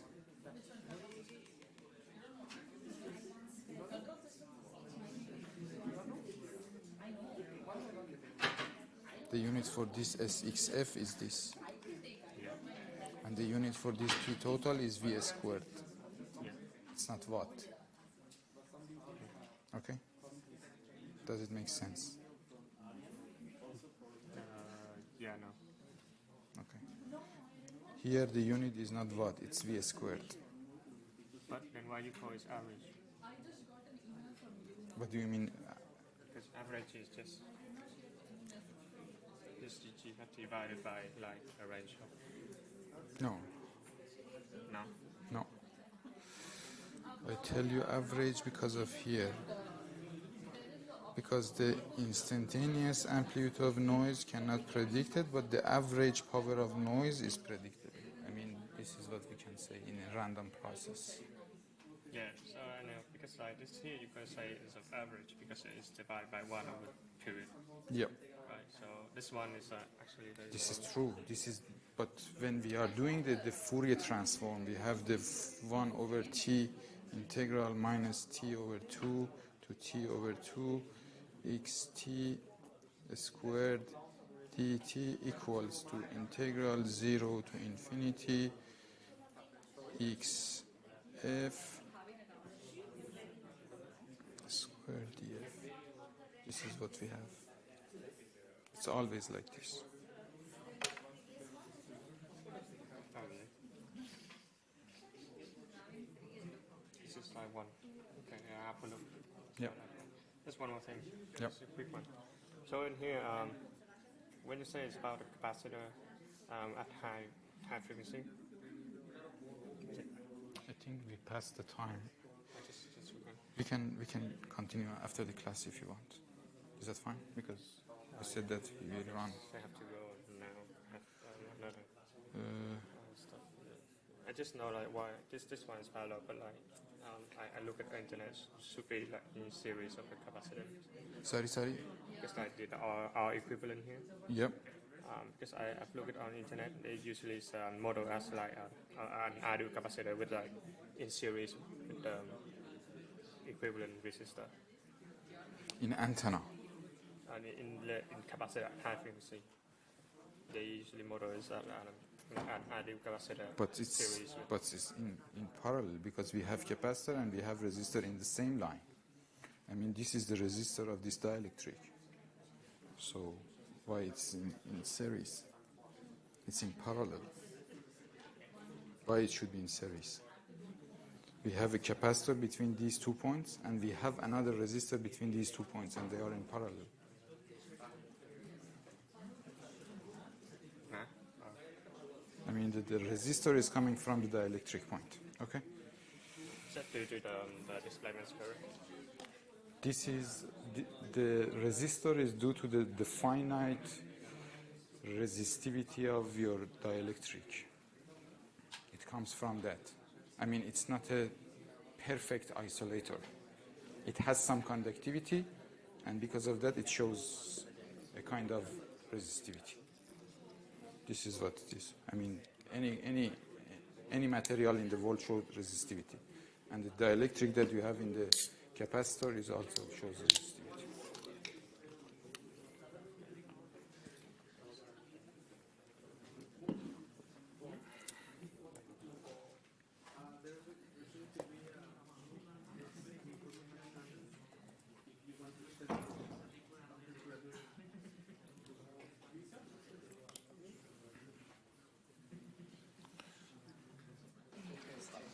Okay, sorry, it was a bit late.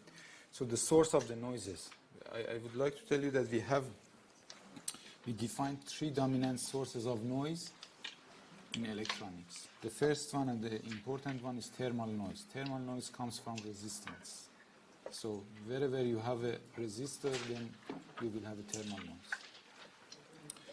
Actually, the thermal noise comes from the random agitation of charge carriers in a conductor.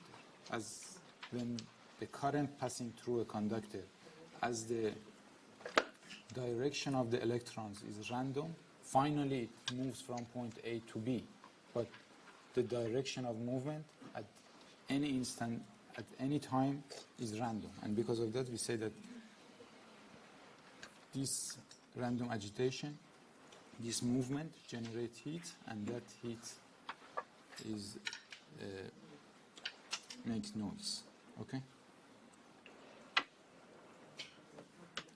So introduces fluctuations in the voltage measured across the conductor. Even the average current is also 0. So there is no matter that a current is passing through the resistor or not. It shows a noise, and the noise model for the resistor, we have 2 noise models. We can model it with a voltage source, or we can model it with a current source, a Norton or Thevenin equivalent. Okay? And you again see that this one is now V squared, because it is multiplied. It is already multiplied by the B.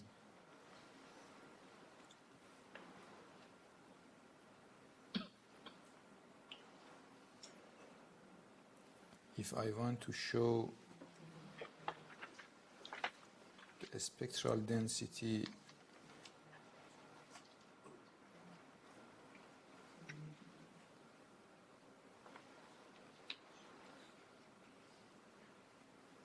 it's like this. The spectral density of a resistor noise power is like this. Okay? It is constant from 0 to infinity. So if we don't put any bandwidths, we can say that the noise power is infinity, because it's multiplied by infinity. Okay?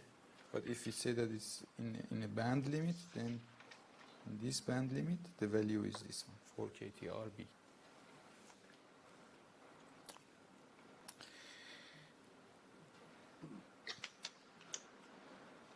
Okay.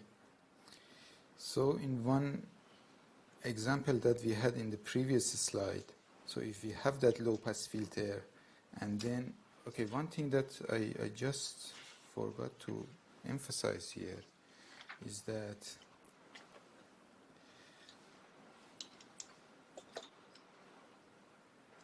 when I did this integration, I assumed that this S in is a constant value. I mean, it's not frequency dependent. If the SN is frequency dependent, we will see that we have a source of noise which is frequency dependent, then the integration is totally different. Then it is 1 over, for example, if the SN, if we have SN something related to 1 over f, then we have integral of 1 over 1 plus f3, f to the power 3. So it's totally different. If we assume that Sn is constant, like thermal noise, which is constant, then this equation is correct. Okay? So if we put this Sn into the previous equation, we will see that the output power, we will see that the output power is kT over C. And it's very interesting that the noise of a low-pass filter is not dependent on the R. I mean, regardless of what's the value for the R, it's very interesting. But regardless of the value of the R, which is the source of the noise, the output noise is kT over C. And what does it mean? We have a source of noise R, and then the output noise that we receive is regardless of the value R. What does it mean? Actually, what I understood from this is that, okay, it seems that by increasing the value of R, definitely we should receive a higher noise. But the problem is that by increasing the value of R, we are moving our filter down. So the bandwidth drops. So we're increasing the R, but we reduce the bandwidth. If we decrease the R, we increase the bandwidth, and the value is almost the same. And this is one of the problems, that if we want to reduce the noise of a low-pass filter, then we have to increase the C, which we don't like. We never like to increase the C in electronics, because C is the source of many problems.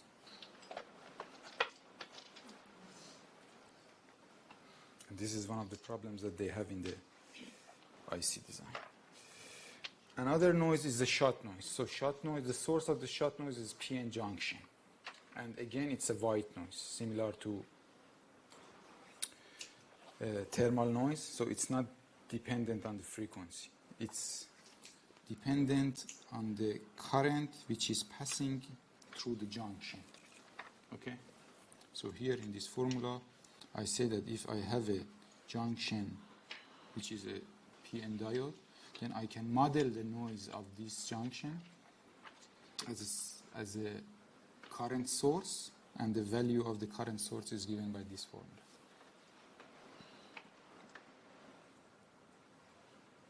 And the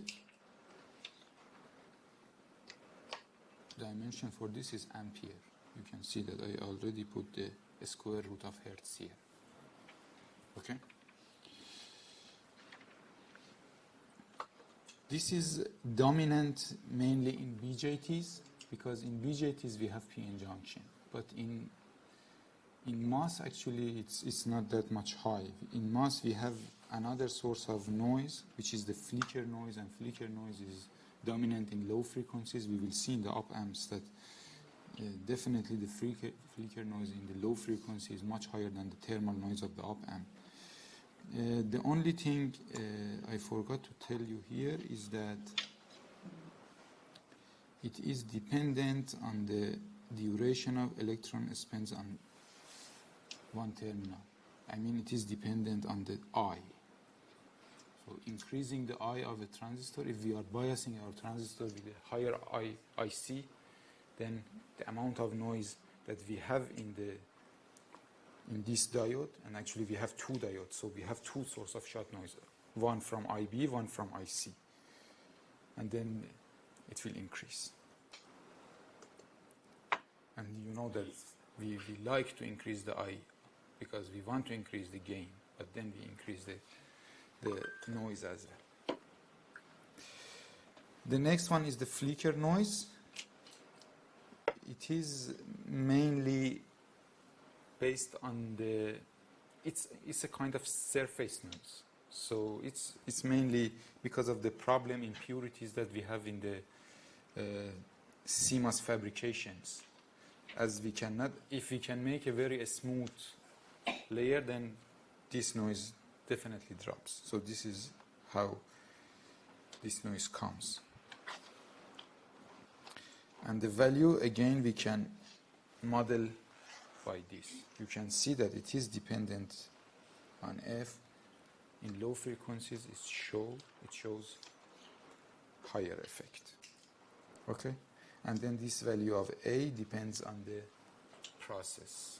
So different process gives you different A. And in MOS transistors, we have this as a dominant source of noise.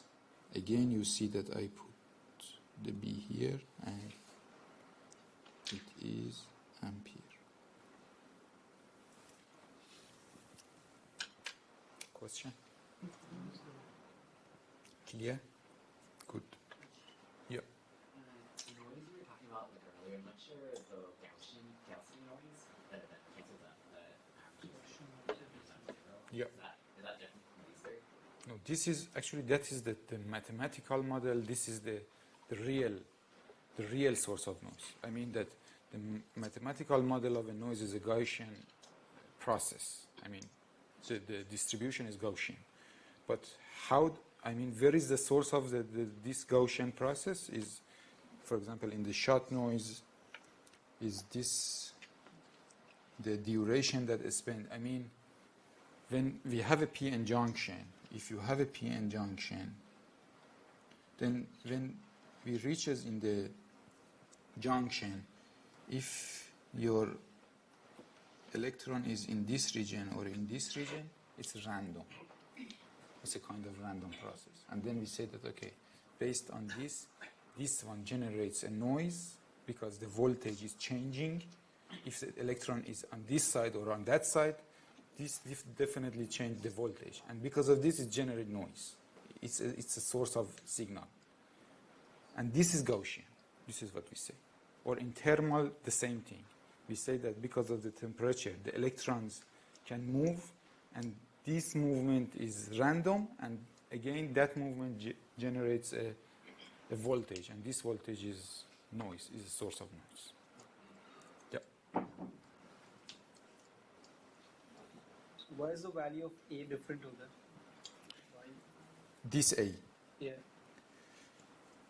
It is actually basically this is very dependent on the process that we can make our transistors. I mean, how the roughness of the surface of your oxide on the MOS transistors is good, then this value of A is smaller. I mean, then the flicker noise is small. This is how it works. I mean, the physics is this. You can go through the MOS transistors. What did happen?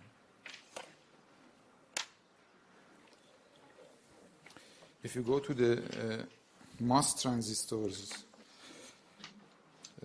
physics, the books, maybe you can get the complete answer for this.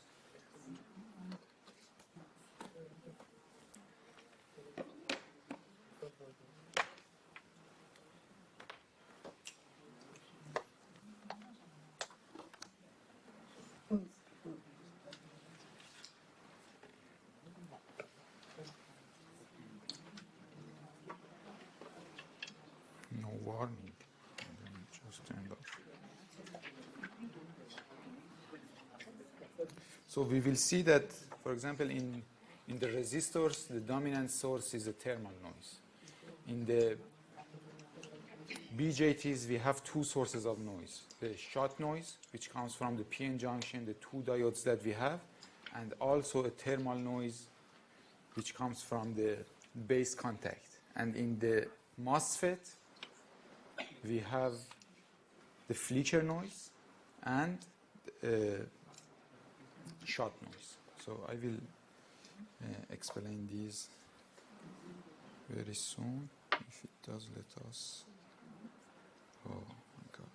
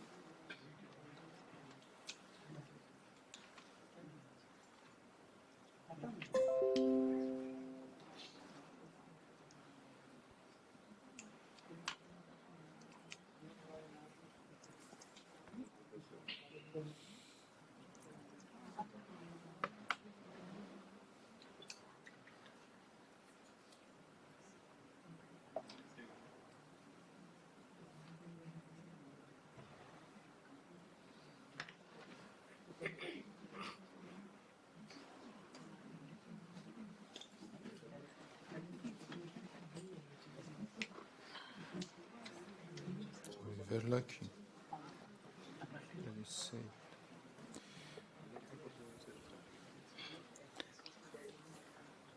Okay, any question up to this point? Yeah. Where does flicker noise depend on current passing?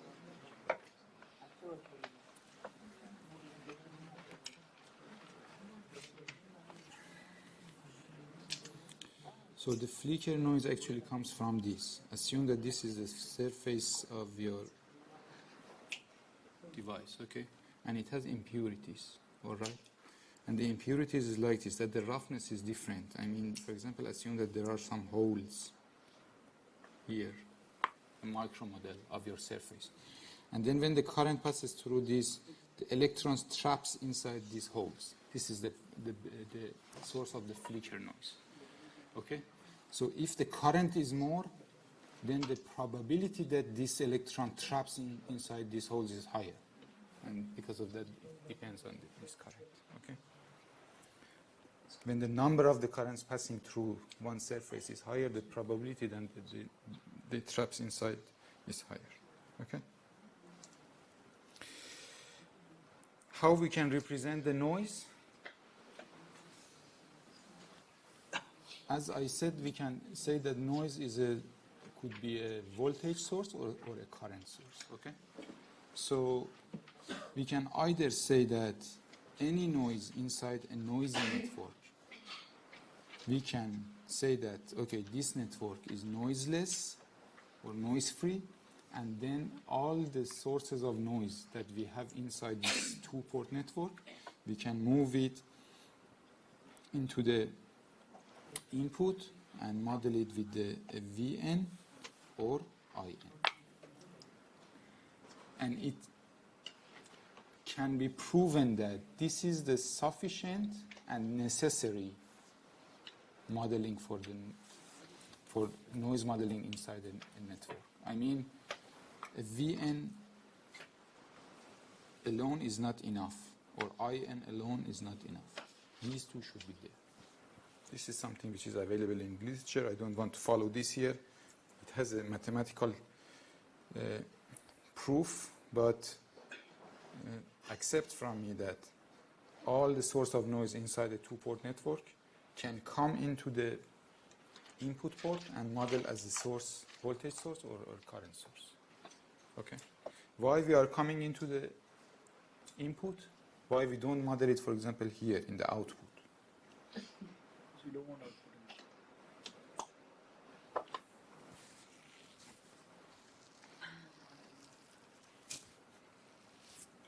in. Why not output? Because if we move to the output, then in the output we show that how much noise we had and how much we amplified the gain of this. This is what I don't want to say, because maybe the gain of this two-port network is very high, but thank you very much. Thank you. The gain of this two-port network is very high, but it amplifies the signal and the noise simultaneously. So this is not what I want to see. I mean, if I look at the output noise and see that, oh, my output noise is so high, doesn't matter. Maybe the gain of this network is very high. It also amplifies the signal, so the signal to noise is high. But when we move the noise into the input, this is exactly a kind of figure of merit that we can check. That, okay, the amount of noise that this circuit is going to add to the signal is this value, which is in the input. Regardless of what is the gain of this is how much noise I'm going to add to the signal. This is the important thing. If we have a source of noise in the input and we say that it is Vn in, then definitely the output noise is this value. In the noise measurement, we usually read this if we don't want to calculate. I mean, if I want to find the noise, the value of Vin of this circuit, I usually read this.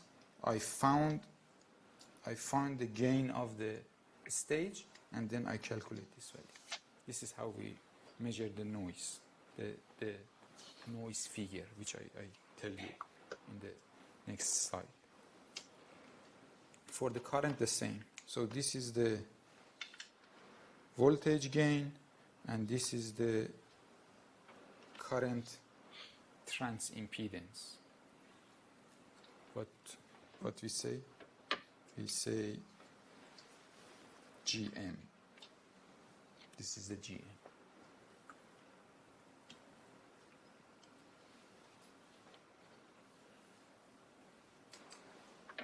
Clear. Sir, about the transimpedance, can you repeat it? Transimpedance exactly is this. Transimpedance equals to I input divided by V output.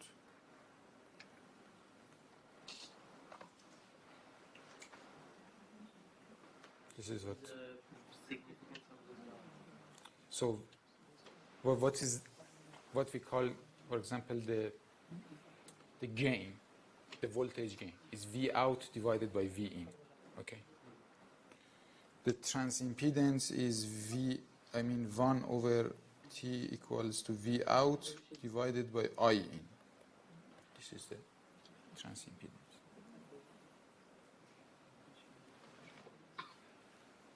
Or Simply a ratio. it's a ratio. It's a kind of gain, but gain between the output voltage and input current. For example, we have the gain between output current and input current in transistor, and we say that it's beta. Or we say, for example, we have GM, which is, again, output current, input voltage. And then we have this T as similar to output voltage, input current. Okay. Another factor that you mainly see in the data sheets of the devices is the noise factor or noise figure. The definition for noise figure is how much noise this circuit is going to add to the total signal to noise ratio that we have. I mean, how bad is our device? If the noise figure of a device is 0, it means that it's noiseless, it's very good. It doesn't add any noise to the signal. In a chain of electronics, any electronic adds some noise to your signal. This is always like this. I mean, if we have 10 stages of electronics, amplifier, filter, switches, all these things, any of these will add noise to your signal. And the signal to noise of your signal is dropping and dropping and dropping. So this is the problem with the electronic. And how much noise is going to add? We define it as the noise figure or noise factor. Okay? So noise factor is usually we use it in the linear format. Noise figure we usually use it in dB format. Okay? So the noise factor defined as signal to noise ratio input divided by signal to noise ratio output. Okay? and the value is always greater than 1. Question? No? Okay. Greater than 1, because the output, the signal to noise ratio in the output is worse than signal to noise ratio, always.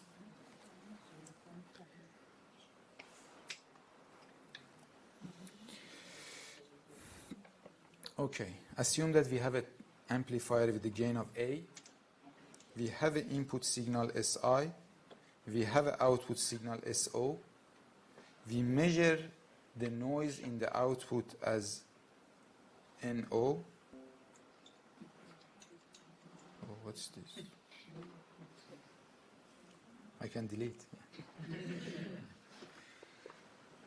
And the noise that we have from the previous stage, I can say it's Ni, and this Na is exactly what I found here. I mean here. This is Na. How much noise I model from my circuit and put it in the input. Okay? Then we say that the output signal is mainly input amplified version of the input signal, and output noise in the amplified version of the noise that I have in the input. This is why we are interested in input referred noise. We always model the noise of our circuit in the input and just multiply by the gain down. We can find the output noise. This is the easiest way. This is from previous stage, this is from our circuit, and this is the output noise. Okay? And then we define this noise factor as signal to noise ratio at the input divided by signal to noise ratio at the output. Okay? And we receive this value. And it's very interesting that the noise figure of a system is dependent on the input noise as well.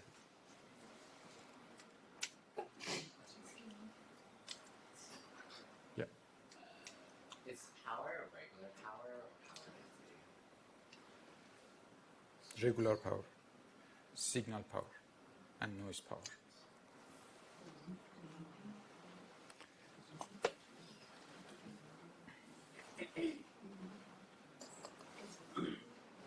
So the noise figure is dependent on how much noise our circuit is generating and the input noise of the circuit as well. It's very interesting.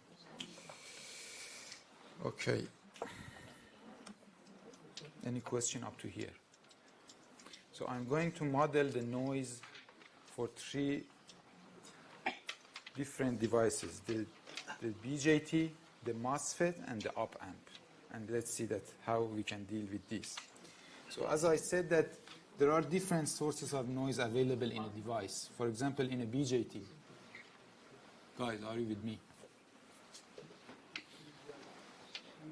We have different sources of noise in one device. For example, in the BJT, we have a shot noise in the collector. So if I just draw the model for the BJT, it's like this.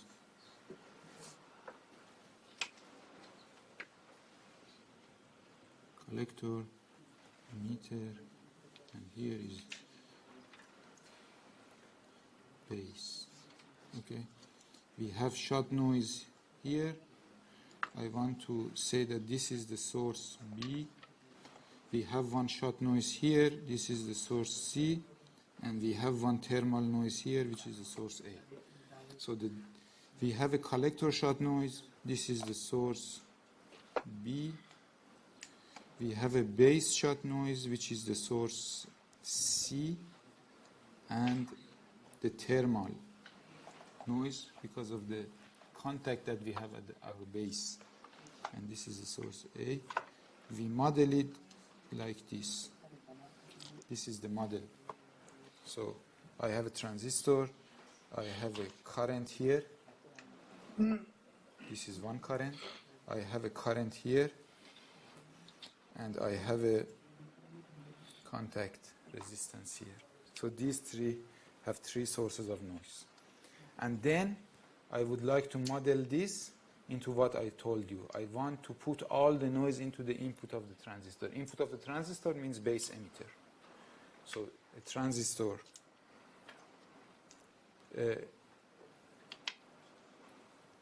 common emitter transistor, the input is base emitter, the output is collector emitter. Okay? And then this is the model. So I put all the sources here, and then let's see that what are the values for these. Okay? So first, all right. So what I mentioned here, that it is necessary and sufficient model. It means that independent of what is the output resistance or impedance of the previous stage, this model works. This is what I mean. I mean that I said that I cannot model a two-port network noise model just with a simple voltage source. What does it mean? But why I cannot? Because if this is a two-port network and I model the whole noise like this, okay? If I, in the previous stage, I mean in the stage before this, if the impedance that I see here, if this ZS equals to infinity, it means that I open this part and then this does not work. This is the problem. If the output impedance of the previous stage, the stage before our stage, is very high, then this means that it's open circuit, and open circuit, it means that this source is out of circuit. Okay. The same thing, if I have only a current source here, okay, if I have only a current source here, and the output impedance of the previous stage is short circuit, I mean very low, 0.1 ohm, then it means that here is short circuit, and then this current is passing through the short circuit, and so this is not there. So two situations I showed you, that if we have only Vn or if we have only In, then this model does not work. But if we have both of these, then it works. If we have both of these, if I open if the output impedance of the previous stage is open circuit, then this In is working. I mean, this In is the only model that we have. I need. Done. And then this Vn is working when we have short circuit. So how we can find the Vn, In of a circuit? We do the same thing. We just omit one of them and then calculate the In based on the sources that we have inside. So I just do the short circuit at the input, and then when we do the short circuit at the input, I mean here, if we connect here to here, then this is gone. We don't have this one. The sources that we have, excuse me, I made a mistake.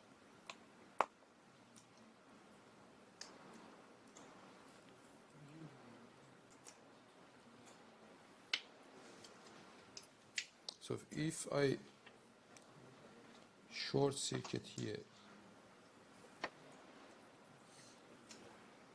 then this is gone. I don't have this one. This is not the source of the noise. And then I just calculate these two and model it as a Vn. Does it make sense? It's very important to understand this, that how we can model different sources and then move them into only two sources. This is what I want to do.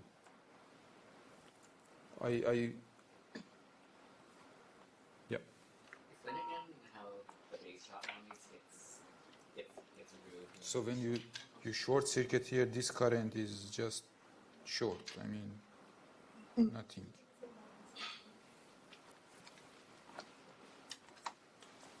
So this current is passing through itself. Oh, the base shot noise is an IB. Yeah. So big IB and little IB are the same thing, right? No difference. I mean, this current is passing through itself. I mean, I'm shorting the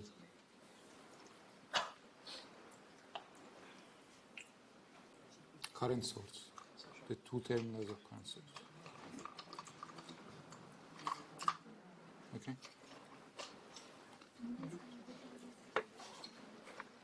And then we have only A and B. So A is a thermal resistor, and then this thermal resistor I can easily write down that, okay, thermal resistor is coming from this formula we had in previous slide.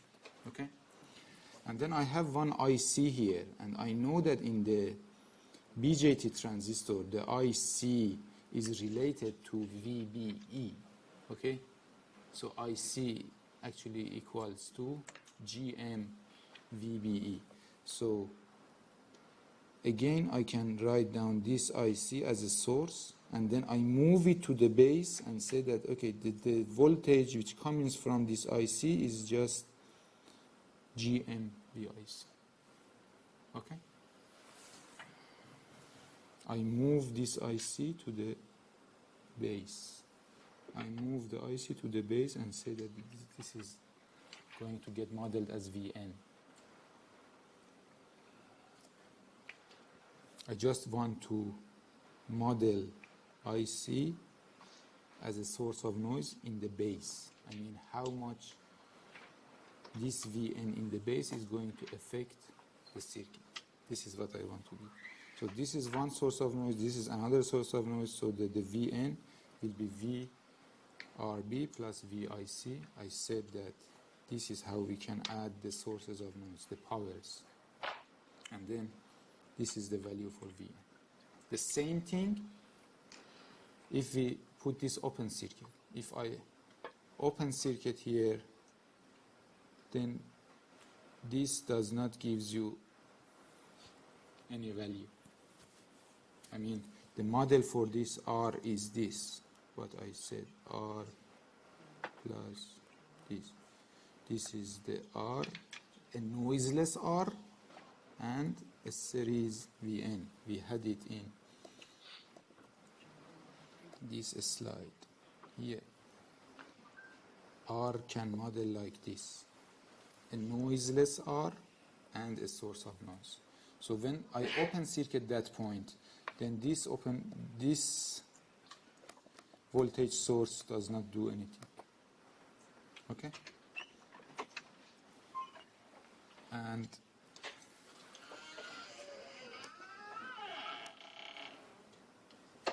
we only have source C and source B. Since ICs were just 2Q IC, you can let me 2Q equals IC. Sorry. So 2QIC is the shot noise you see here.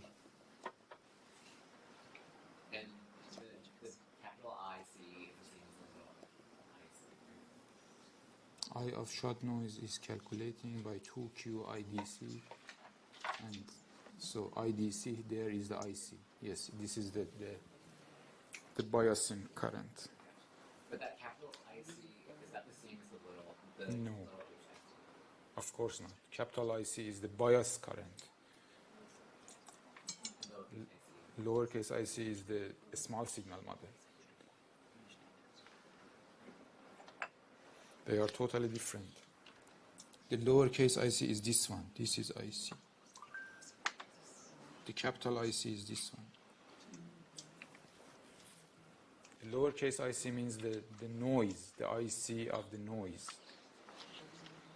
The capital IC means the bias current that we have in our transistor.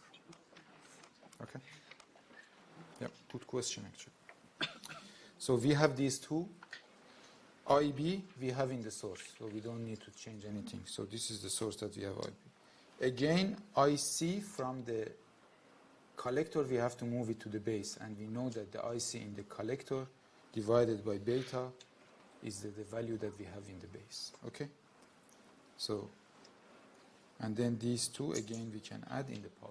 So these are the two sources of noise that we can model a BJT transistor with Vn and In in the input. This device, I mean the transistor itself, is noiseless. This resistor is noiseless now. And then we have two sources of noise. This is how it works. Okay? In high frequency model, we remember from lecture 1, slide 30, if you go there, you see that the beta in the high frequency model is different from beta DC. All right? And then we can define, and actually it is given in all the transistors or op-amps data sheet, we define Ft as the maximum operation frequency of a transistor or op-amp. What is the minimum meaning of that? It means that after this frequency, this transistor is not transistor anymore because the gain of the transistor is 1. Because of the capacitor that we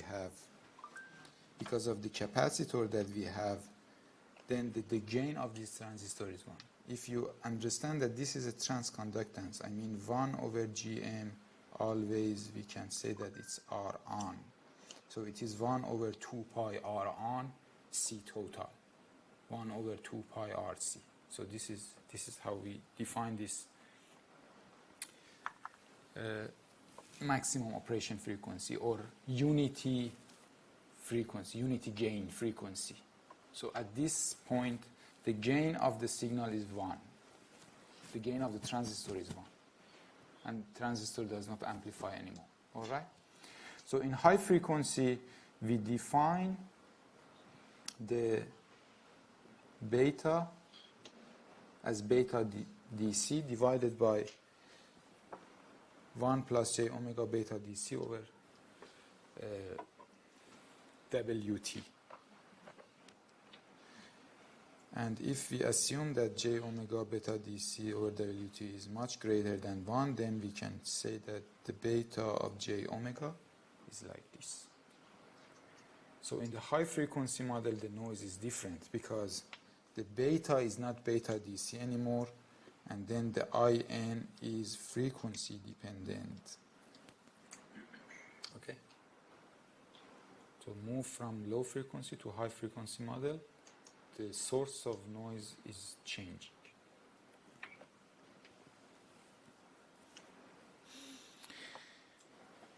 All right. And then the noise figure of a BJT. To find the noise figure of the BJT, I put the model. So this is the model that I get from the previous slide. And this is my source. So my source has the input resistance of RS, and it generates this much noise. So this is the NI. My transistor noise actually is Vn squared plus In, and then this In is passing through this resistor and passing through this resistor. So it is this value. This is my, if I want to change this also to a voltage. Okay? And then the noise figure is this. Is 1 plus Na divided by Ni, which I already showed you, and then the value is this.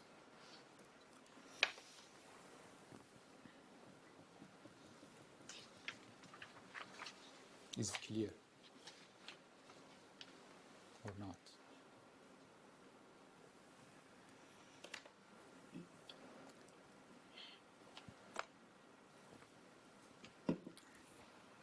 All right. Mass. Sources of noise in mass. We have two sources of noise. One coming from the channel, and we say that, okay, the channel of a mass, we model it as a resistor, and this resistor is R on, and this R on actually equals to gamma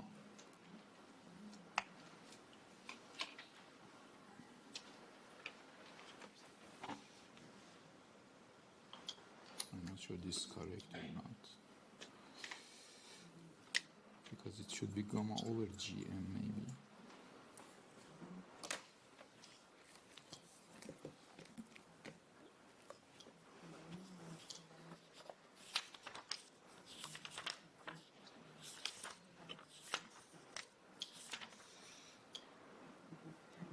sorry, it's I.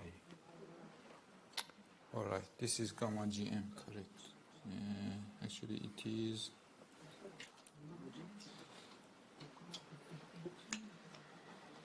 one over gamma GM. So these are only, we write like this, and then this is the source of the noise. This is 4k T over R. This is IN squared. Okay. I model it as a current. We have this before. We can model the noise of a transistor, a resistor, like this. And then it is like the current. It's easier here to calculate. You can put it as voltage, but then when you want to move it from the drain into the gate, it's more difficult. You can model either format, okay? And then another that I told you is the flicker noise that we have. And the flicker noise, again, we have this formula for the flicker noise. And you see that, again, it's dependent on the frequency, 1 over f. Okay?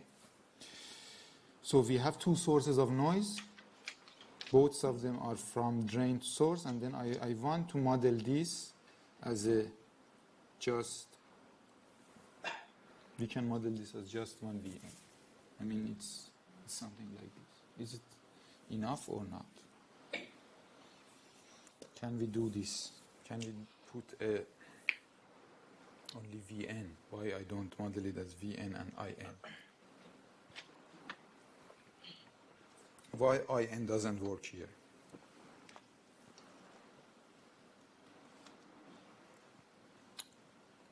I mean, if I have In here and say that this is In squared, why it doesn't matter?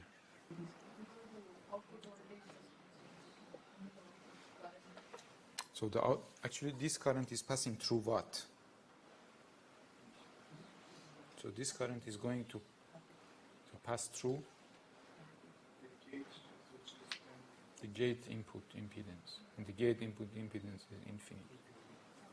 So it doesn't work. No matter of what we have here, it doesn't work. So this is the only. So if, okay, I will get there. We have to model, I mean in high frequency, we have to model this because in high frequency we have a capacitor here, which already we did, and then that capacitor has a value. Based on that, we will define In. I didn't do this, I left this for you here. In high frequency, the input capacitance should also be considered, and the model needs to be modified, okay? You can put a capacitor and then find that what's the value for the In. It's not easy, but it's a good practice. Anyway, again, I want to move these two sources into the gate. So I do the short circuit here, and we see that again for both of them, the current that we have in the drain is the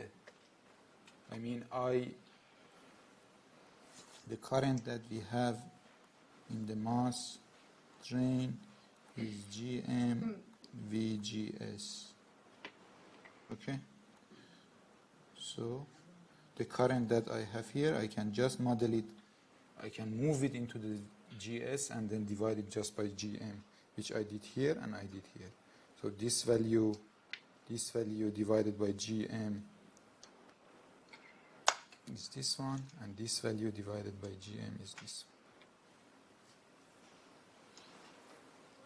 one. And this is the model for the mass.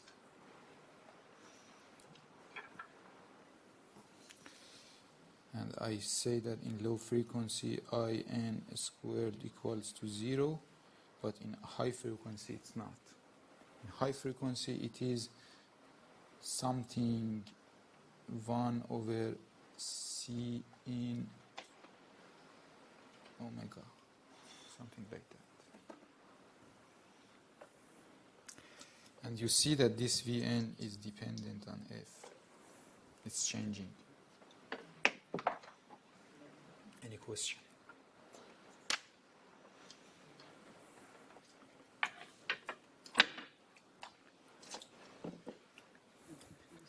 All right. Op amp. So in op amp is a combination of tens of transistors, resistors, lots of things. And it's not easy to calculate for each of them and then move them into the input. So in the op amp data sheets, they are giving you some numbers and some graphs, and based on those, then you can just put them easily. So they've done the job for you. What you can see, for example, I selected this from the analog device, the OP77, the cheapest transistor op amp in the world, okay, and maybe the worst. So they are giving you these two, EN, which is VN actually, VN of RMS, and IN, okay, and they give you for different frequencies. Okay, for example, 10 hertz, 100 hertz, and 1 kilohertz. And the values, you can see that is in the range of 10 nanovolt per square roots of hertz. Okay, this is Vn. And then the Vn squared is actually volt squared per hertz. And for In, again, is in the order of picoampere.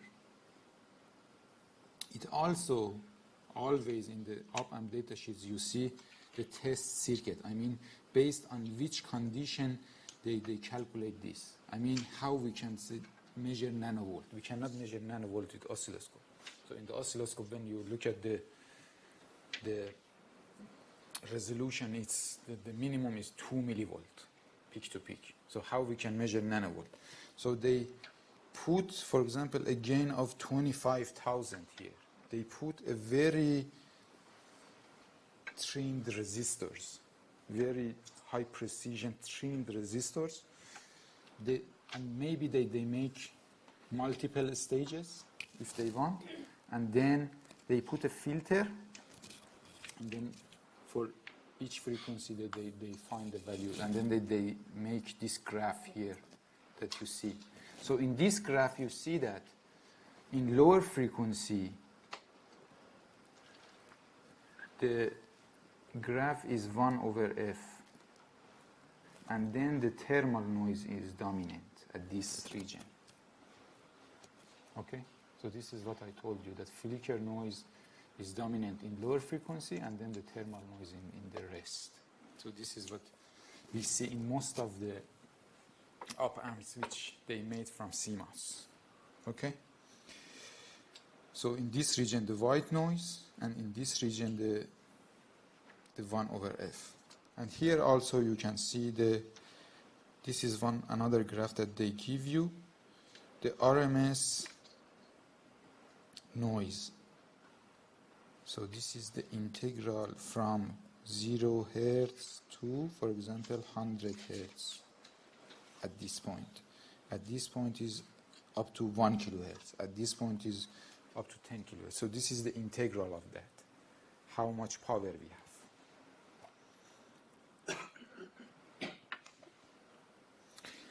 Another op amp that I want to show you is OP213. This is a low noise op amp, because the value that you see, for example, the EN is at 1 kilohertz is 4.7. Okay? And then again, this is the output on the oscilloscope.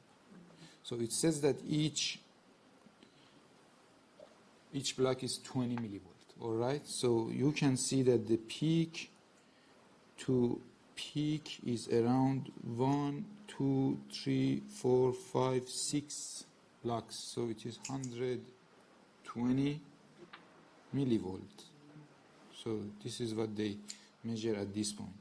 And then they said that, okay, we have a gain of 1 million. And then this 120 millivolt means that the VN peak to peak is 120 nanovolt, which they show in the data sheet.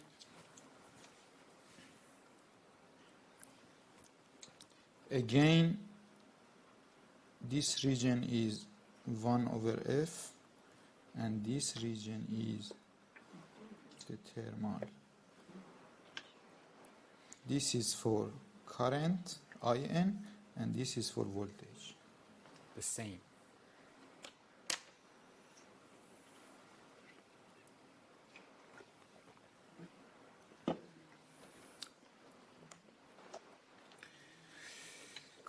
And the final one.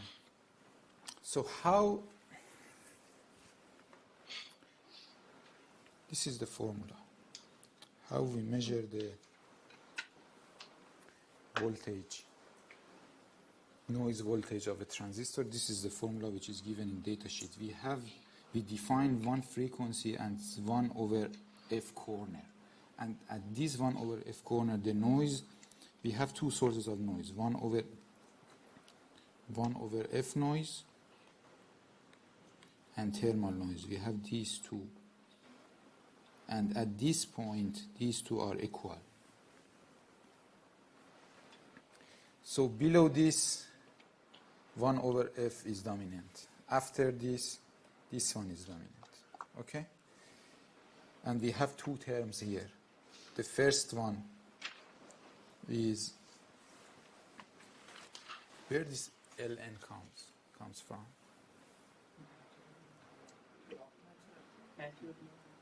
Sorry? Sorry?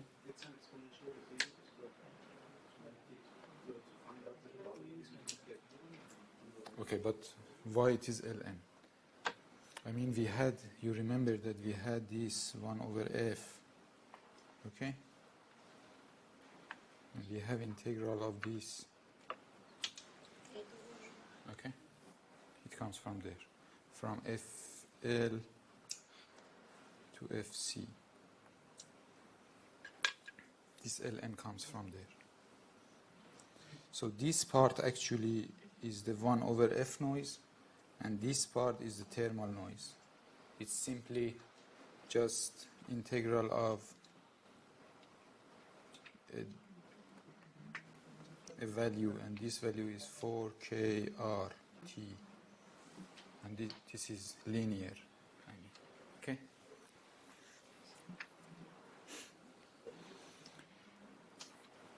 So for VN-RMS, I just summarize it here for you, that at very low frequency, so the FC is much higher than the F high minus F low, and then the first term is dominant. So we have only the first term. And this VNW is the VN of white noise of third. This is a value, again, is given in the data sheet, okay? So the things that they are giving to you is this VNW, this FC, and then the frequency that you are working. You decide at which frequency you are working. If these two frequencies are much less than the FC, it means that the flicker noise is dominant. So you can just model it as this, the first one. At high frequency, the second term is dominant. So we can just say that, okay, this is negligible, the value is negligible, because you see that in high frequency, this part is just dropping and it shows a kind of white performance, all right? And then if it is very high frequency, then just you can simply write this one. Okay? Any question? No? Everything clear in this page. I put something misleading in this page intentionally.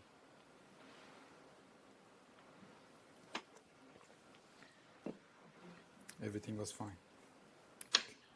So I will ask it in exam then. All right. Just kidding.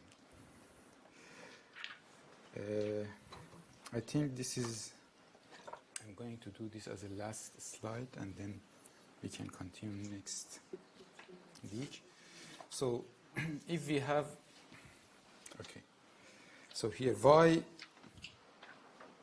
anybody knows that y it is 6 points. So we calculate the Vn RMS, and then it says that the peak to peak is 6.6 times of the RMS. Anybody knows this? One bonus mark. If anybody knows that y, we multiply an RMS value by 6.6 to find the peak to peak.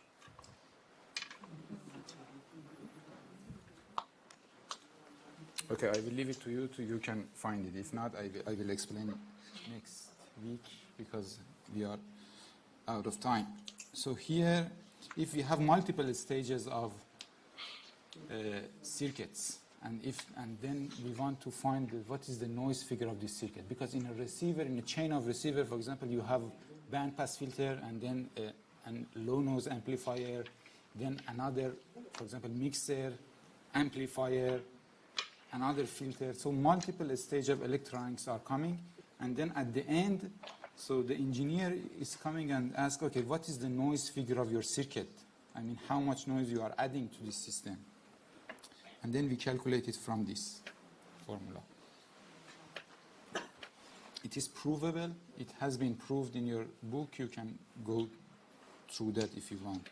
You can see that the noise factor of the whole change is mainly dependent on the noise factor of the first stage if the gain of the first stage is high.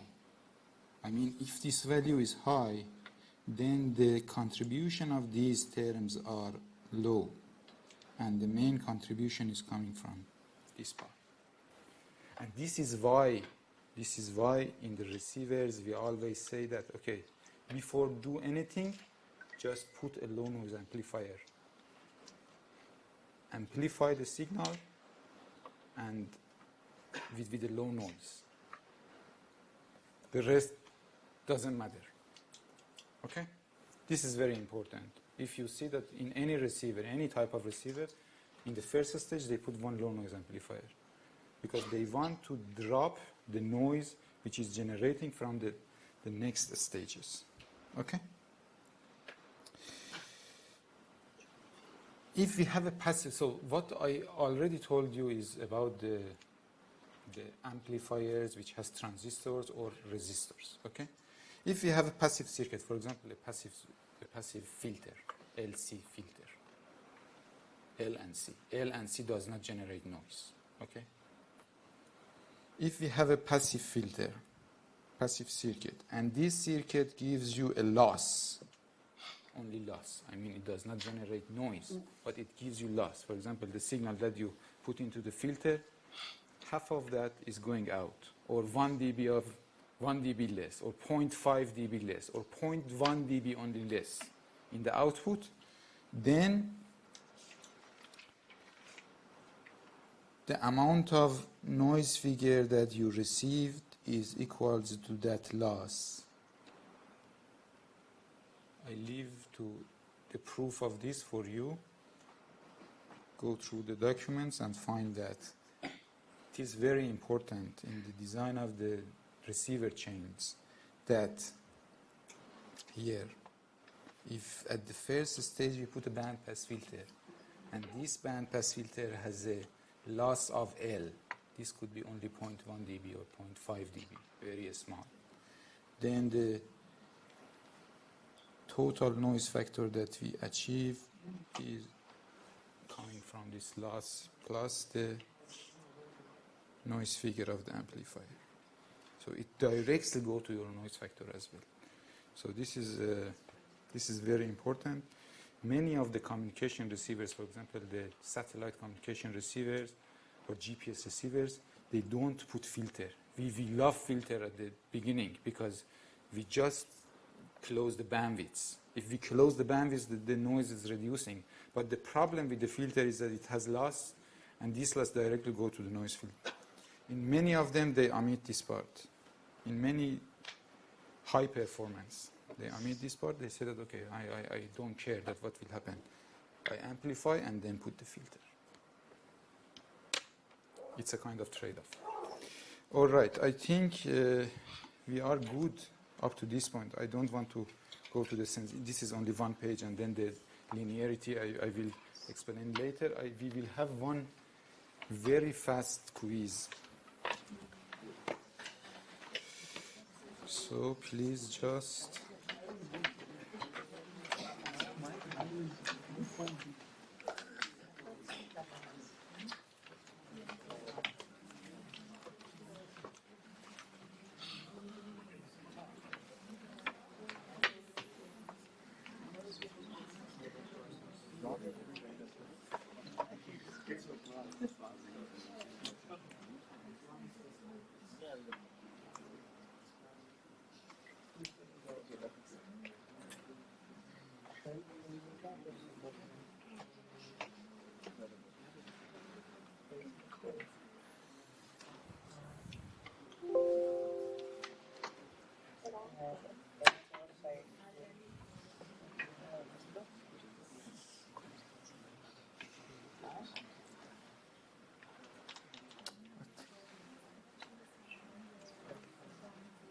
Could you please go to this website and run this code?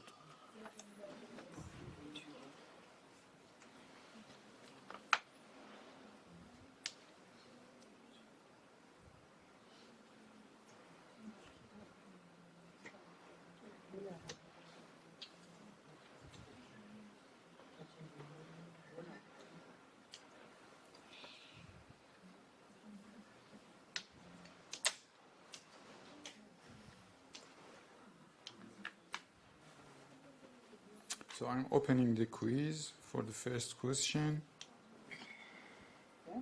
It's open now. And it's very easy. Just do it as fast as possible because we have only 6 minutes to go. Is it open now? Yes. All right.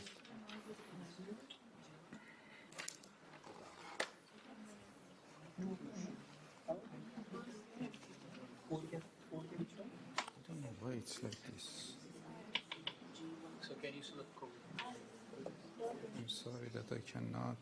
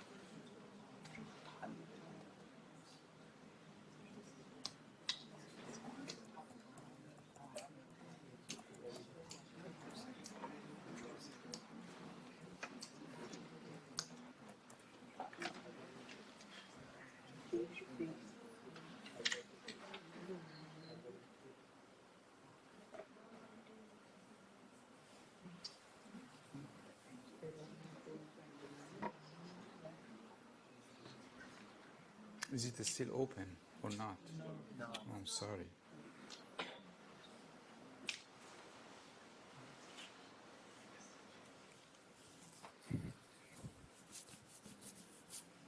Okay, everybody is done?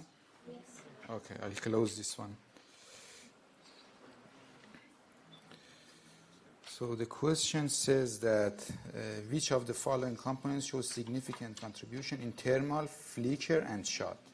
So thermal is coming generally from resistors.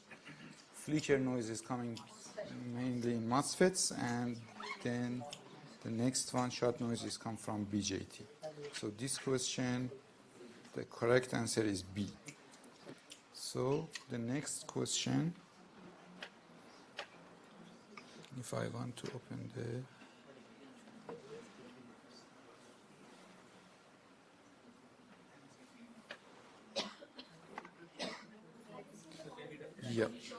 Yeah. So which of these diagrams represent a sufficient and necessary noise model for a two-port network?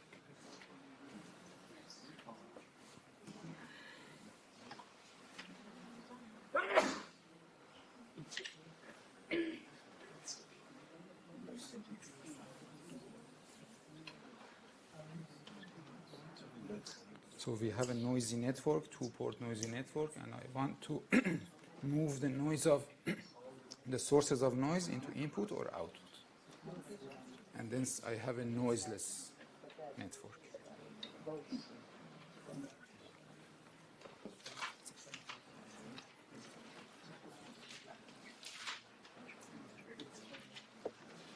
Everybody answered.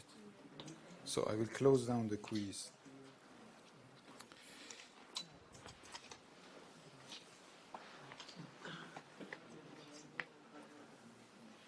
So 86% answered correctly, and I don't know, 14%. Why they didn't answer correctly? I just said this. So I said that the sufficient and necessary is when we are moving into the input. We are moving the noise sources into the input. Why? Why, for example, B is wrong? Because if the output impedance of the previous stage and the input impedance of the next stage are short circuit, then this model doesn't work. For example, in the C, if the output impedance of the previous stage is open circuit and input impedance of the next stage is short circuit, again this model is not working. Okay? And the same thing for the D. If the output impedance of the previous stage and input impedance of the next stage is open circuit, then this model again does not work. All right? The only model which works independent of what is the input impedance or output impedance of the next stage and previous stage is A. And question 3.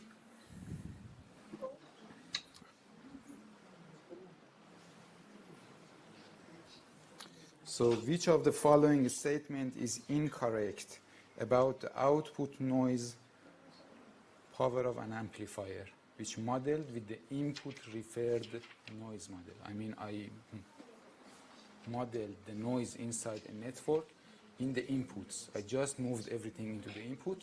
Which of these following is not correct? Which of the following statements are not correct?